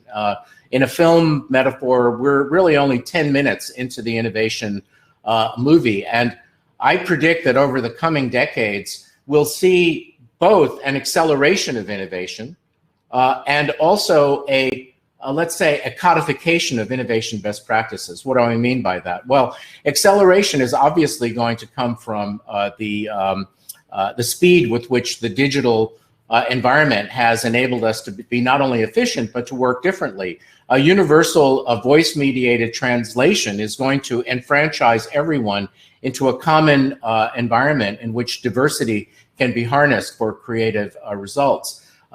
Algorithmic innovation and the ability to link people together across geographies and disciplines is another example. And so I believe that one of the key aspects of where we are with innovation is that we are moving from innovation as an art form to a science, at least a science in the sense of best practices and replicatable results. And to speak about science is to how you get to the how of innovation. You know, there are a lot of people who can wave their hands and tell you why it's important and why you need it and why the pandemic demands it. And then if you buy my book or you kind of study my checklist, you'll be all set with innovation. And in fact, I think we're in this kind of Precambrian explosion of ideas about innovation methodology that mean that the next coming decades are going to be important. And so people who have created global networks like your alliance are going to be in a very favorable position to be able to influence the evolution of innovation. But to do that, I think there are a few requirements. And I've stated elsewhere that there are basic requirements for organizations and institutions and alliances to be able to reach to the high ground of innovation. The first is to have a clear definition of innovation that creates alignment and isn't just about harnessing the spirit of imagination in humans and so forth and so on, but is actually quite rigorous. So the dictionary defines innovation as creativity applied to some purpose to realize value. And for a long time, I thought that was a pretty good definition. But we're talking about innovation for collective good and for the common good in a way. That's your alliance is very much about that. And so my definition of innovation is that it's a set of capabilities that enables the continuous realization of a desired future. In other words, innovation has to be about something you want. It has to be something that makes you want to get out of bed earlier in the morning. It has to be about developing deep abilities to do certain things. It's not just wishes or checklists or reading a book. To me, innovation is not a discipline that you get by reading a book or hearing a lecture. It requires practice, and I'll come back to that a little bit later in my remarks. That definition, I don't think it's perfect, but it was adopted by the EU's innovation team and others. So innovation as the portfolio of capabilities that enables the continuous realization of a desired future. It's not a point destination, it's a process. It's an ongoing open-ended process. So number one is definition. Number two is how do you help people learn how to do it? I often say in my work in large-scale innovation that if you want innovation in a society, you need to have people who know how to do it. And if you want people who know how to do it, you have to help them learn how to do it. And up until now, there's been very limited pedagogy for innovation other than that kind of read this book on product development or study this checklist and you'll know how to be an innovator. I don't really ascribe to that because I think that innovation is really something that involves a set of human proficiencies. Elsewhere, I've referred to this as the 6 intelligences, and I have a framework that talks about what the key proficiencies are that are required to navigate in an era of discontinuity. So a learning regime. And then number 3 is a strategy. I've worked with the governments of Finland, Singapore, Australia, Canada, Abu Dhabi, and even the United States. And, it's fascinating to ask senior government officials, what is your strategy for innovation? In some cases, there are well-defined strategies. In some cases, there are no strategies. But a strategy is nothing more or less than what you choose to do and what you choose not to do based on finite resources, time, and energy. And innovation as driven by the public sector is an important agenda. It's not reasonable to say that government has no role. It has a very influential role. But the question is how the dance between public, private, NGO, all sectors of society is orchestrated becomes a very important set of questions. And then finally, we have the notion of stewardship, right? So I prefer the word stewardship to the word governance. Governance implies top-down and authority structures, but stewardship implies a kind of a more horizontal and emergent phenomenon. So the question here becomes, who does the strategy? Who gets to decide? Who is responsible? And that answer varies tremendously from society to society and from organization to organization. The important thing is that there be a stewardship mechanism for innovation. So these are some of the building blocks, I think, of making innovation come alive. And hopefully they are some breadcrumbs or clues for some of the future work for this very honorable organization. The final point I want to make is about capability, right, which is in the definition that I shared with you a moment ago. There's a big difference between wishing and developing capability. So let's see if I can do this rather quickly. I've given TED Talks before, so I'm very familiar with the notion of limited time. So, you know, there are two ways of making music. One is prescriptive and top-down and by the formula, and the other is improvisation. It's jazz. And jazz, contrary to popular opinion, is not giving permission to people to play whatever they want in an unrestrictedly free way, because that music wouldn't sound very good. It would sound a little bit like this. And unless you're a fan of very strange music, you won't want to buy that CD. The other approach is reading the sheet music or the notes on the page to perform music. And that would be something like this performance of All the Things You Are, an old standard.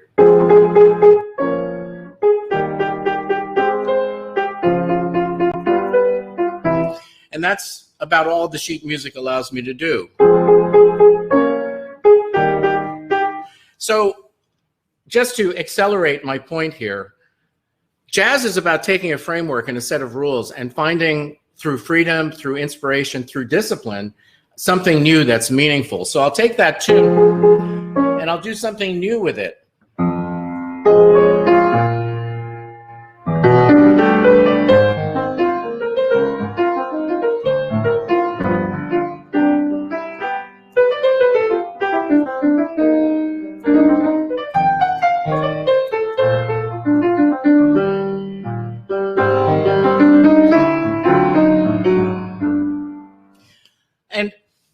For the purposes of this short demonstration, I just want to make the point that those notes were not written down. I had never rehearsed them. I've never played them quite in that way. But I could sit here for hours and improvise on that, you know, basic structure of the tune, because I have a capability for being able to generate new things that have some value. And someone who simply has looked at pictures of pianos, or who has read the rules of harmony, or who wants to play but has not practiced, can't do it. So the question I want to leave you with, which I think is an important one, is what are the capabilities for innovation that you, in your respective organization, think are very important? How are you going to practice those capabilities to hone them and develop them so that they perform a strategic function within your organization to advance the cause of innovation, which is creating a new value, which is exercising this capability for achieving a desired future state. We're not at the point of innovation being a mature discipline, but we're getting closer and closer. And I believe that your alliance has an important role to play in the agenda that I call bringing innovation to innovation. And with that, I'm going to join my friend Sean Randolph, who I believe has some questions for me, or some topics of conversation. Hi, John. Hi, how are you? Fancy meeting you here. Very good. That was a great talk, and let's talk together a little bit more. Sure. So here we are. We're actually both in Silicon Valley, San Francisco. We can throw a rock a long way and chat with each other. And so Silicon Valley has been really a model for many, many countries, many startups, organizations that are focused on innovation for maybe best practices or most successful practices and how you build an innovation-led economy through commercialization of technology and R&D and enabling startups and all those good things. And as you know better than most people, we have a lot of visitors coming through this part of the world, until this year, of course, wanting to figure out what's the secret sauce. How do we replicate some of this and take it home and apply it in our own countries? And as you mentioned earlier, a lot of governments, almost every government, in fact, has some kind of an innovation program or initiative or strategy. And the question I'd like to get your thoughts on is, what's the most effective role of national governments or state or regional governments or city governments, but let's say national, in this particular process? Because you've advised, quite a number of them. In what kind of roles has government been most effective in advancing innovation, and what are the limitations to that road? At what point do government efforts maybe produce diminishing returns? Sure. Well, I can tie the two topics of Silicon Valley and government together, because if you look at the not so secret history of Silicon Valley's origins, a lot of the initial funding and the vibrancy around some of the initial companies in semiconductors and enterprise and other telecommunications related applications came from government funding. And so there was actually a close connection between public sector agendas and the fuel that was required to create that initial critical mass of companies. So, government has a lot of roles that it can and should play. Government is obviously a big source of demand. Climate change at a national level is not going to be solved by, 5,000 startups alone. It's going to be started by government regulation and by government policies and government funding, and by linking together formerly siloed agendas ranging from public health to environmental protection to manufacturing strategy, et cetera, et cetera. And, what we want is for government to be smart, and we want government to be wise. We don't want government to pick winners or set top-down policies, which is why I continue to harp on this word stewardship. I think government has a major stewardship role to play, but it needs to align with the private sector and with civil society as well. Now, clearly, government also has a role to play in fiscal policy, because having the right kind of capital to fuel innovation is also a critical ingredient. As the old saying goes, no bucks, no Buck Rogers. And whether government makes it easy or hard to treat capital gains in a favorable way for investors, or make formation of venture funds easier or harder, is one small piece of the overall fabric of issues that we're talking about. Thanks. And also, you've used the term earlier today around disruption, discontinuity. Certainly, we've seen an acceleration of disruption, but of a lot of technologies, especially all things digital, since the pandemic began, that's really reshuffling the deck in a lot of industries, and it's affecting startups in certain ways. That's creating certain kinds of opportunities, but certainly changing how we as human beings interact, and how we interact as businesses, and how we conduct education and so many other things. So we're seeing this like massive digital wave that we're riding right now. And where do you think that's going to take us? If you think ahead maybe 3 to 5 years, systemically, where do you think innovation will have changed how our society, but especially our economy, looks? And there's a sub-question to that too, which is really innovation for what? There's been some conversation about how a lot of our innovation in recent years has been for, say, social media kinds of things, which are terrific, but lots and lots of apps for kind of social media, but maybe less focus on innovation focused on really hard societal issues, big challenges.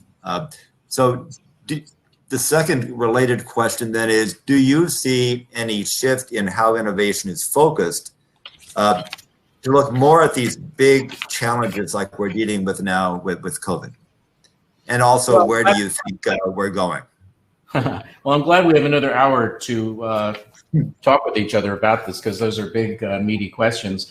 I think that it's easy to knock social media or the newest crop of apps for being about incremental improvements on things that your mom used to do for you, as the cliche goes. But in fact, I think the positive way of looking at it is that this creates the plumbing and the infrastructure for the kinds of socially oriented initiatives that you've mentioned. I'm aware of a number of initiatives, for example, to link e-learning to the Sustainable Development Goals, and actually to make markets that link the supply and demand for talent around specific areas of the sustainability goals set by the UN.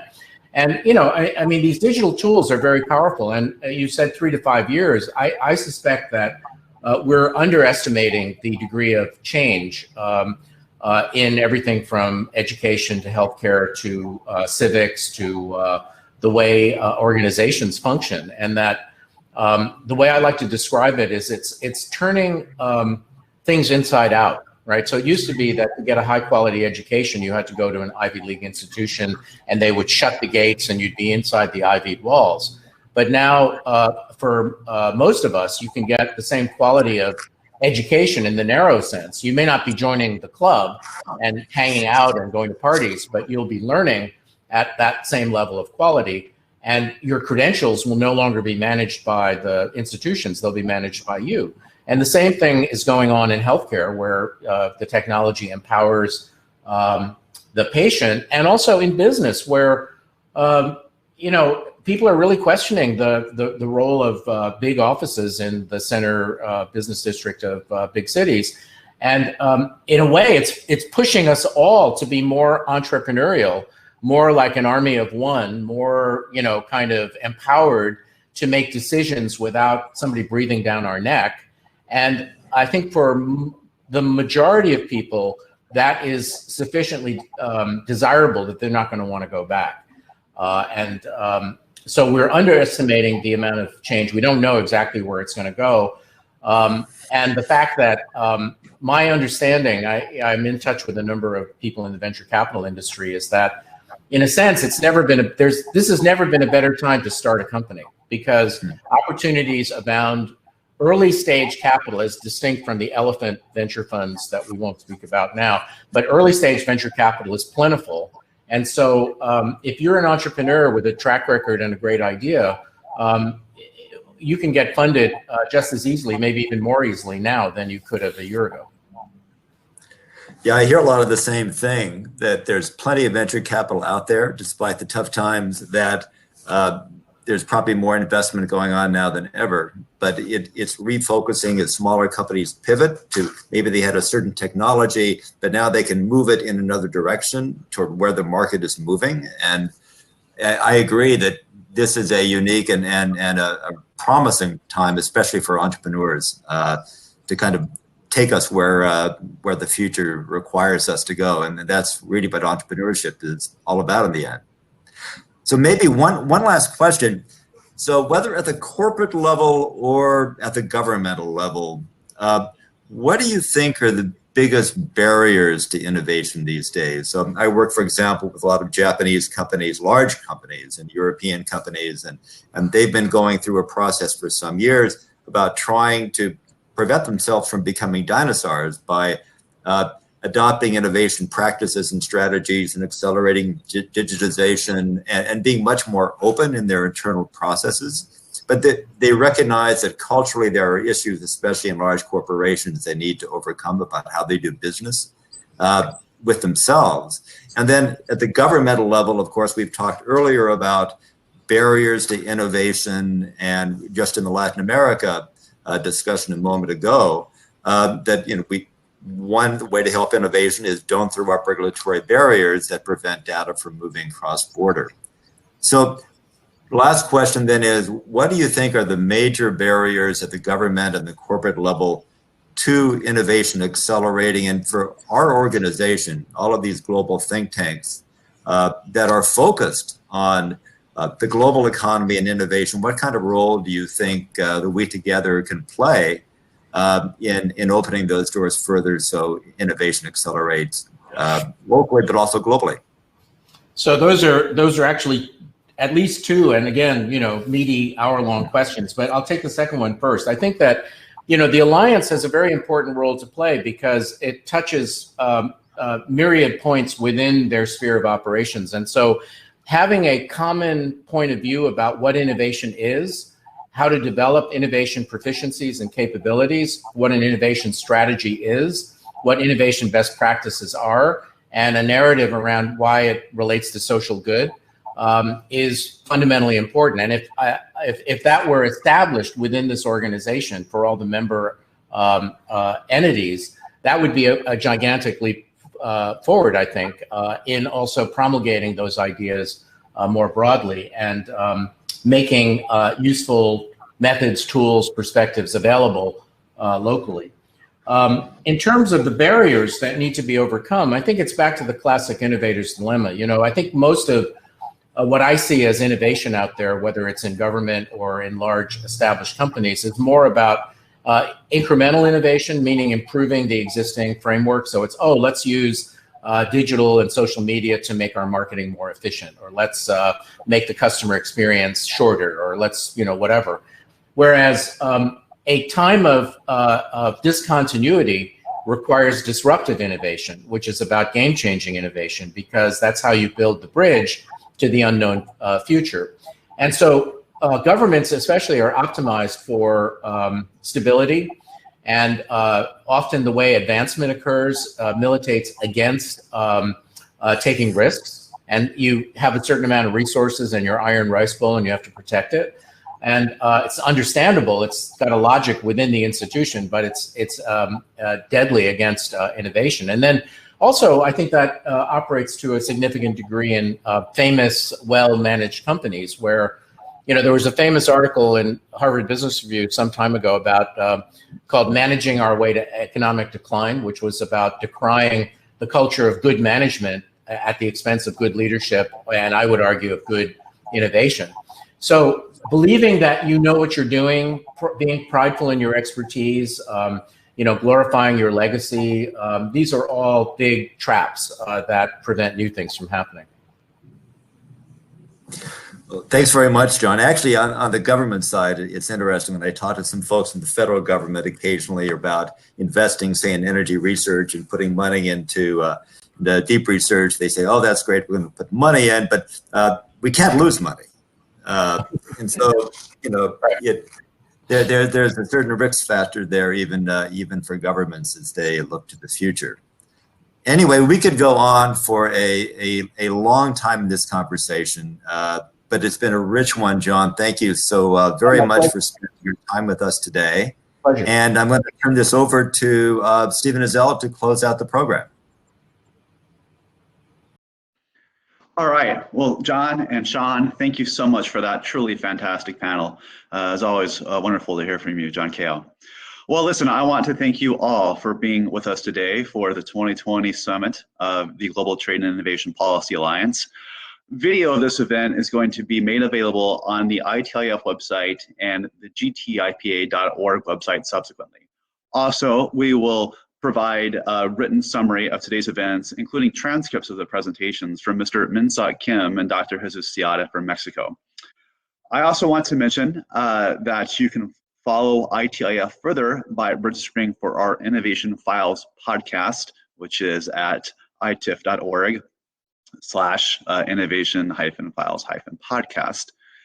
We also encourage you, as I noted at the outset, to sign up for our monthly GTIPA newsletters, to follow our website where we regularly cross-post all of our members' reports. And we appreciate you being with us today, and we look forward to continuing to engage with you on all of these important global policy issues. Thank you very much.